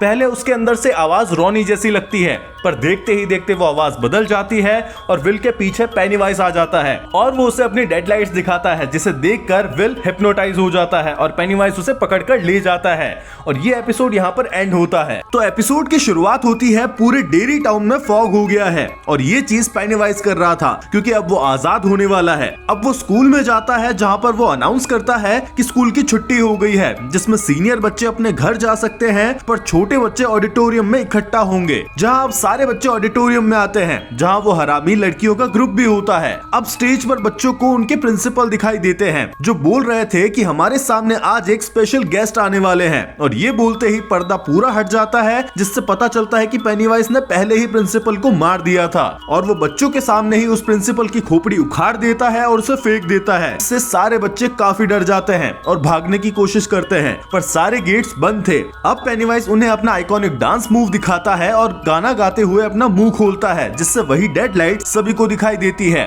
और वो सभी हिप्नोटाइज हो जाते हैं और हवा में उड़ने लगते हैं। अब पेनीवाइज उन सभी को अपनी क्लाउन वाली गाड़ी की तरफ लेकर चला जाता है। मार्ज, रॉनी, लिली तीनों अपने हैंगआउट वाली जगह पर थे और वो पूरे शहर में छा रहे फॉग को देखकर वहाँ से नीचे आते हैं और उन्हें काफी सारे मिसिंग बच्चों के पोस्टर्स दिखाई देते हैं जो सारे बच्चे उनकी स्कूल से थे। मार्ज बोलती है कि ये सच नहीं हो सकता, वो इतने सारे बच्चों को एक साथ कैसे लेकर जा सकता है। तो सच को जानने के लिए अब तीनों स्कूल की तरफ जाने लगते हैं। इधर पेनीवाइज सभी बच्चों को उड़ाता हुआ अपनी गाड़ी के साथ में शहर के बाहर की तरफ लेकर जा रहा होता है। इधर तीनों लड़कियां स्कूल पहुंचती है तो उन्हें पता चलता है कि सारे बच्चे गायब है और प्रिंसिपल भी मरा पड़ा है। तभी उन्हें विल का भी मिसिंग पोस्टर दिखाई देता है, जिसे देखकर वो काफी घबरा जाते हैं। रॉनी यहाँ पर जमीन पर एक खून की लाइन देखती है, मतलब उसी डायरेक्शन में पेनीवाइज सारे बच्चों को लेकर गया है और वो डिसाइड करते हैं कि वो वहाँ पर जाकर पेनीवाइज को उस हथियार से मार देंगे। पर एक साइकिल पर ये तीनों इतनी दूर तक नहीं जा पा रहे थे तो उन्हें वहाँ पर एक ट्रक दिखाई देता है, जिसमें जाकर मार्ज इस ट्रक को चलाती है। उसने बस अपने अंकल को ट्रक चलाते हुए देखा था और उसके बेसिस पर अब वो ये ट्रक लेकर उस खून के निशान का पीछा करती है। इधर हैंडलन के पास में एक फोन आता है जो असल में पेनीवाइज नहीं किया था। वो उसे चिढ़ाता है और बताता है कि उसने विल को उठा लिया है और वो उसे बहुत ही मजे से खाएगा क्योंकि काले लोगों का मीट उसे बहुत ज्यादा मीठा लगता है। ये सुनकर हैंडलन का दिमाग खराब हो जाता है, पर वो कुछ भी नहीं कर सकता था। वो गुस्से में फोन तोड़ देता है। इधर हमें डिक दिखाया जाता है जो अब भूतों के दिखने से काफी ज्यादा परेशान हो गया था। अब उससे ये सब नहीं झेला जा रहा था और वो सुसाइड करने वाला था। वो अपने मुंह में बंदूक रखता ही है, पर तभी वहाँ पर हैंडलन आ जाता है। डिक उसकी बात नहीं सुनता क्योंकि वो कंफ्यूज था। उसे काफी भूत दिखाई दे रहे थे, पर हैंडलन उसे बताता है कि वो विल को उठाकर ले गया है। हैंडलन उससे काफी गिड़गिड़ाता है और कहता है कि मेरी हेल्प कर दो क्योंकि तुम्हारे बिना मेरी हेल्प कोई भी नहीं कर सकता। अब हैंडलन डिक को लेकर रोज के घर जाता है जहाँ पर शार्लेट पहले से थी। तब शार्लेट को पता चलता है कि पेनीवाइज विल को ले गया है तो वो हैंडलन को मारने लगती है क्योंकि इसमें वो उसी की गलती बताती है क्योंकि उसने कहा था कि पेनीवाइज अब सोने चला गया है, सब सेफ है। तब रोज बोलती है कि अगर डिक अपनी पावर्स से पेनीवाइज को ढूंढ भी लेता है तो भी हम उसका कुछ भी नहीं बिगाड़ पाएंगे, पर अगर डिक उस हथियार को ढूंढ ले और उस हथियार को हम पिलर वाली जगह से एग्जैक्ट उतनी ही दूर तक गाड़ दे तो पिंजरा फिर से बन सकता है और इससे हम पेनीवाइज को रोक सकते हैं क्योंकि वो हथियार भी उसी मीटियोर से बनाया हुआ है जिससे वो पिलर्स बनाए हुए थे। पर ये चीज उन्हें जल्दी करनी होगी क्योंकि शहर के बाउंड्री पर एक पाइन का पेड़ है। अगर पेनीवाइज ने उसे क्रॉस कर लिया तो ये पिंजरा कभी भी नहीं बन पाएगा और पेनीवाइज हमेशा के लिए आजाद हो जाएगा। पर डिक कहता है कि मेरी इस हालत में मैं ये काम कैसे कर सकता हूँ, तो रोज उसे एक रूट का काढ़ा बना कर देती है जिससे डिक की पावर्स एनहेंस होगी और उसे भूतों से भी छुटकारा मिल जाएगा। वो उसे वो काढ़ा पिलाती है और इससे डिक पर असर होने लगता है। अब डिक को मार्ज, लिली, रॉनी दिखाई देने लगती है। ये तीनों बहस कर रही थी और इसी बीच उनका एक्सीडेंट हो जाता है और ट्रक पलट जाती है जिससे वो हथियार भी नीचे गिर जाता है। अब वो उस हथियार को ढूंढने लगते हैं। मार्ज उसे जैसे ही उठाने वाली थी तभी लिली उस पर चिल्ला देती है और खुद जाकर उसे ले लेती है। असल में वो हथियार लिली का दिमाग खराब कर रहा था और वो जिस मीटियोर से बना है उसकी अपनी कॉन्शियसनेस है। वो सारे टुकड़े उस मीटियोर के पास वापस जाना चाहते हैं, इसलिए वो अपने कीपर का दिमाग खराब करते हैं और फिर से मीटियोर की तरफ जाने के लिए कीपर को उकसाते हैं। अब ये चीज डिक उन्हें बताता है है कि हथियार लड़कियों के पास में है और वो सभी पेनीवाइज के पीछे जा रही है। अब इधर ये सारे लोग लड़कियों का पीछा करने गाड़ी में निकल जाते हैं, जिन्हें गाइड करता है डिक। इधर तीनों लड़कियां पैदल आगे बढ़ रही थी, पर हथियार जितना दूर जाता वो अपने कीपर का दिमाग उतना ही खराब कर रहा था। और लिली उनसे कहती है कि तुम मुझे पागल समझती हो, तो मार्ज उससे कहती है कि ये हमें दे दो, इससे तुम्हारे ऊपर गलत असर हो रहा है। ये चीज हैरी पॉटर वाले हॉर्क्रक्स की याद दिला रही है। छोड़ो, स्टोरी पर आते हैं। तो ये सुनकर लिली गुस्से में वहाँ से भागने लगती है। अब रॉनी मार्ज उसका पीछा करके उसे पकड़ती है और उससे वो हथियार भी छीन लेती है, जिसके बाद में लिली शांत हो जाती है और अब वो डिसाइड करते हैं कि इसे बारी बारी से हम पकड़ेंगे। ये भी सेम हॉर्क्रक्स जैसा था। तभी वो हथियार चमकने लगता है, मतलब पेनीवाइज कहीं पास में ही था। वो देखते हैं कि पेनीवाइज सभी बच्चों को नदी के पार लेकर जा रहा था। वो नदी इस फॉग और ठंड की वजह से जम गई थी। इधर डिक उन्हें बताता है कि पेनीवाइज नदी के पास आ चुका है, तो रोज कहती है कि इस स्पीड से तो वो पाइन के पेड़ को पार कर लेगा। डिक कहता है कि उसे पेनीवाइज भी दिखाई दे रहा है, तो हेनलन उससे कहता है कि तुम पेनीवाइज के माइंड में घुसकर उसे उलझा सकते हो, जिससे हमें थोड़ा टाइम मिल जाएगा। इधर लड़कियों को भी विल दिखाई देता है, जिसे होश नहीं था।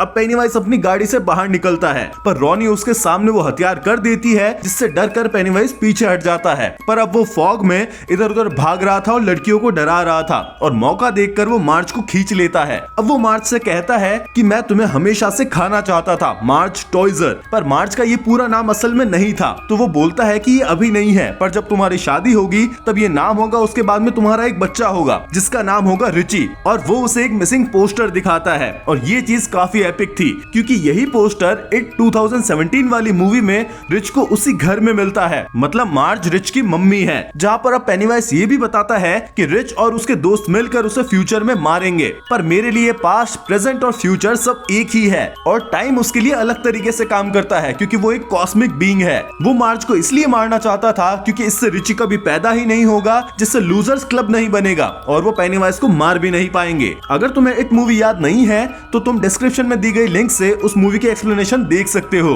अब पेनीवाइज जैसे ही मार्ज को खाने लगता है वो फ्रीज हो जाता है, और मौका देखकर मार्ज वहां से भागकर अपने दोस्तों के पास चली जाती है। अब इधर सारे बच्चे भी नीचे आ गए थे और विल को भी होश आ गया था, और वैन में हेनलन के साथ में बाकी लोग भी आ गए थे। वो बच्चों को वैन में बिठाते हैं और बाकी बच्चों को घर जाने के लिए बोलते हैं। अब हेनलन और टैनियल उस हथियार को लेकर उसे गाड़ने के लिए पाइन के पेड़ की तरफ जाने लगते हैं, जो उनके सामने ही था। पर तभी उन पर गोलियां चलती है, जो असल में शॉ चलवा रहा था। पर गोली हेनलन को पांव पर लगती है और टैनियल की गर्दन पर लगती है, जिससे उसकी वहीं पर मौत हो जाती है। ये चीज देखकर बच्चे वापस वैन से बाहर आते हैं और हेनलन के पास जाते हैं। हेनलन वो हथियार विल को देता है और बोलता है कि फॉग से छुपते हुए जाकर उसे इस पेड़ के नीचे गाड़ देना, जिससे पेनीवाइज वापस सोने चला जाएगा। पर विल कहता है कि मैं ये नहीं कर सकता, मुझे डर लग रहा है क्योंकि मैं आपके जैसा नहीं हूँ। तो हेनलन बोलता है कि तुम्हें मेरे जैसे बनने की जरूरत भी नहीं है, तुम जो हो वही रहो, और उसे हिम्मत देता है। तो विल और बाकी दोस्त भागकर फॉग से होते हुए इस पेड़ की तरफ जाने लगते हैं, और आर्मी वाले अब हेनलन के पास आ जाते हैं।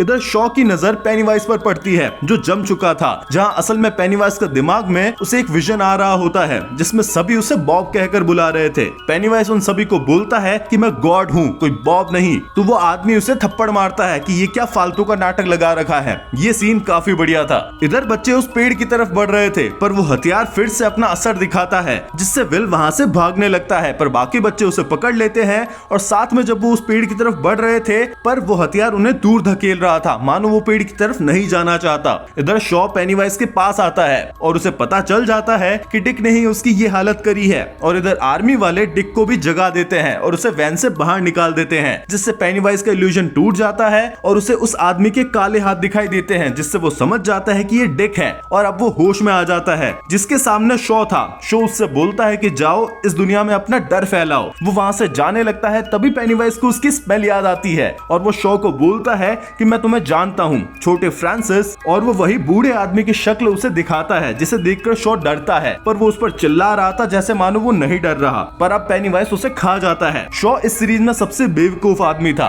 अब पेनीवाइज यहाँ से मजे मजे में भागने लगता है कि अब मैं आजाद हूँ। इधर आर्मी वाले बस ये सब देख रहे थे, और बाकी लोग भी सिर्फ देखने के अलावा कुछ भी नहीं कर पा रहे थे। तभी मौका देखकर हेनलन, डिक और हैंक आर्मी वालों से गन छीन लेते हैं। पेनीवाइज यहाँ बच्चों को लूजर्स बोलता हुआ बाय करता है कि मैं तो जा रहा हूँ, तभी हैनलन गन चलाता है और पेनीवाइज का भेजा खोल देता है, जिससे पेनीवाइज थोड़ी देर के लिए रुक जाता है, पर उसका सर फिर से आ जाता है और वो अपने डेड लाइट्स दिखाकर हैनलन को हिप्नोटाइज कर देता है। इधर बच्चे उस हथियार को गाड़ रहे थे, पर वो नहीं गाड़ पा रहे थे। तभी डिक को फिर से सेस्की का भूत दिखाई देता है, जिसके साथ में एक हीरो था, हमारा अपना रिची। ये रिची का भूत अपने सारे दोस्तों की तरफ भागता है और बीच रास्ते में पड़े पेनीवाइज को मिडिल फिंगर दिखाता है और उस हथियार को गाड़ने में अपनी दोस्तों की हेल्प करता है। ये देखकर पेनीवाइज एक चमगादड़ की तरह क्रीचर का रूप लेकर उनकी तरफ बढ़ने लगता है उन्हें रोकने, पर सारे बच्चे उस हथियार को जमीन में गाड़ देते हैं, जिससे पेनीवाइज पर एक एनर्जी बीम आती है और वो डेरी की तरफ खिंचा चला जाता है, क्योंकि अब वो पिंजरा कंप्लीट हो गया था। पेनीवाइज साइड में जाकर गिरता है, जिसका फेस अब चूर चूर होने लगता है और हमें इस सीरीज में दिखाए गए पहले के क्रीचर्स भी देखने को मिलते हैं, जिसमें सबसे लास्ट में वही बच्चा दिखता है और फिर पेनीवाइज जल जाता है और उसकी वही डेडलाइट्स फिर से 27 साल के लिए सोने चली जाती है। इधर बच्चों को भी फील होता है कि रिची अभी हमारी हेल्प के लिए आया था और ये चीज जानकर उन्हें बहुत खुशी होती है, अब सब ठीक हो गया था। अब अगले दिन सभी रिची के फ्यूनरल पर आते हैं, जहाँ पर मार्ज भी स्पीच देती है और डिक देखता है कि रिची का भूत अभी वहीं पर था, जो अपने पेरेंट्स के पास में खड़ा था, और डिक उसके पेरेंट्स के पास जाकर बोलता है कि अभी जो आपके कंधे पर हाथ है वो आपके बेटे का है और ऐसे ही आपके साथ वो हमेशा रहेगा। जिसे सुनकर उसके पेरेंट्स भी खुश होते हैं और वो रोने लगते हैं, जिसे देखकर डिक को समझ आता है कि ये भूतों को देखना इतना भी बुरा नहीं है। इधर मार्च को वही प्लेन दिखाई देता है जो मेन रोड तक आ गया था, मतलब रिची का एफर्ट कंप्लीट हुआ और वो उसे देखकर खुश होती है। लिली भी अपनी पापा की कब्र पर जाकर उनसे बात करती है, जो वहाँ जनरली नहीं जाया करती थी। अब सभी अपने हैंगआउट वाले प्लेस पर थे, जहाँ मार्च लिली को पेनीवाइज की बात बताती है कि उसने कहा था कि उसकी मौत ही उसका जन्म है, तो क्या वो टाइम ट्रेवल करके पास्ट में भी जा सकता है और हमारे पेरेंट्स को मार सकता है ताकि हम कभी पैदा ही ना हो। तो असल में जो सीजन 2 की कहानी है वो 1935 में ही टेक प्लेस करेगी। अब इधर हैनलन और शार्लेट ये टाउन छोड़कर जाने की तैयारी कर रहे थे और डिक भी हैनलन के पास आकर अलविदा लेता है और उस काढ़े को पीने के बाद में अब उसका दिमाग शांत हो गया था। वो बोलता है कि वो अब लंदन में अपने दोस्त की होटल में शेफ का काम करने जाएगा और इस चीज से तुम समझ ही गए होगे कि ये किसकी बात कर रहा है। ये स्टोरी अब आगे बढ़ेगी द शाइनिंग मूवी में, जहाँ डिक हैलोरन का और भी भयानक हॉरर से सामना होगा। शार्लेट ने भी हैंक के इस शहर से बाहर जाने का इंतजाम कर दिया था। हैंक उसे थैंक यू बोलता है। इधर रॉनी और विल एक दूसरे के साथ में टाइम स्पेंड कर रहे थे और एक दूसरे को याद करने की बात करते हैं और किस करते हैं। इधर रोज हैनलन और शार्लेट को वही ग्रुप ज्वाइन करने को बोलती है ताकि वो यहाँ पर ध्यान रख सके कि कोई भी इस पिंजरे को फिर से तोड़ने की कोशिश ना करे और वो अपना फार्म उन्हें दे देगी, पर हैनलन मना कर देता है। शार्लेट इस बात के लिए मान जाती है। वो इसी टाउन में रुककर रोज के फार्म में रहने के लिए मान जाती है, जहाँ अब विल भी रहेगा और रॉनी उसे ना भूले उसके लिए वो उसे लेटर्स भी लिखता रहेगा, क्योंकि डेयरी से जो भी जाता है वो यहाँ की चीजें भूल जाता है। और अब हैनलन परिवार में आगे आने वाला बच्चा मतलब हैनलन का पोता ही माइक होगा, जो लूजर्स क्लब का मेंबर होगा। इधर जुनिपर हिल्स का सीन दिखाया जाता है जहाँ पर इंग्रिड थी, क्योंकि उसका दिमाग घूम गया था और वो पागल हो गई थी। कहानी यहीं पर 26 साल बाद 1988 का सीन दिखाया जाता है, मतलब इट 2017 मूवी के स्टोरी से एक साल पहले, क्योंकि वो मूवी 1989 में टेक प्लेस करती है, जहाँ इंग्रिड अब बूढ़ी हो गई थी और उसे रोने की आवाज सुनाई देती है और वो वहां पर जाकर देखती है तो वहां एक औरत ने सुसाइड कर ली थी, जहां पास में उसका हस्बैंड और बच्ची थी। और जब उस बच्ची का फेस दिखाया जाता है तो बूम, वो बच्ची बेवर्ली मार्च है। ये वही लड़की है जिसे इट 2017 वाली मूवी में हमने देखा था और ये भी लूजर्स क्लब की मेंबर थी, जहां इंग्रिड उसे एक लाइन बोलती है कि दुखी मत हो, असल में डेयरी में कोई भी कभी भी नहीं मरता। और ये सेम लाइन इट चैप्टर 2 में एडल्ट बेवर्ली को ये औरत बोलती है, जिसके बाद में वो चुड़ैल बनकर बेवर्ली पर अटैक करती है। और ये सीजन इस बढ़िया कैमियो के साथ में एंड हो जाता है। तो दोस्तों ये था पूरे इट वेलकम टू डेयरी का एक्सप्लेनेशन, जिसे देखकर काफी क्यूरियोसिटी है इसके अगले सीजन के लिए, क्योंकि इसका नाम दिया है इन्होंने it welcome to dairy chapter 1, जिसमें अगली स्टोरी आएगी 1935 की और थर्ड सीजन होगा 1905 का। वीडियो पसंद आए तो लाइक करो, ज्यादा पसंद आए तो एक दोस्त के साथ में शेयर करो। मिलते हैं अगली मूवी एक्सप्लेनेशन में, तब तक के लिए बाय।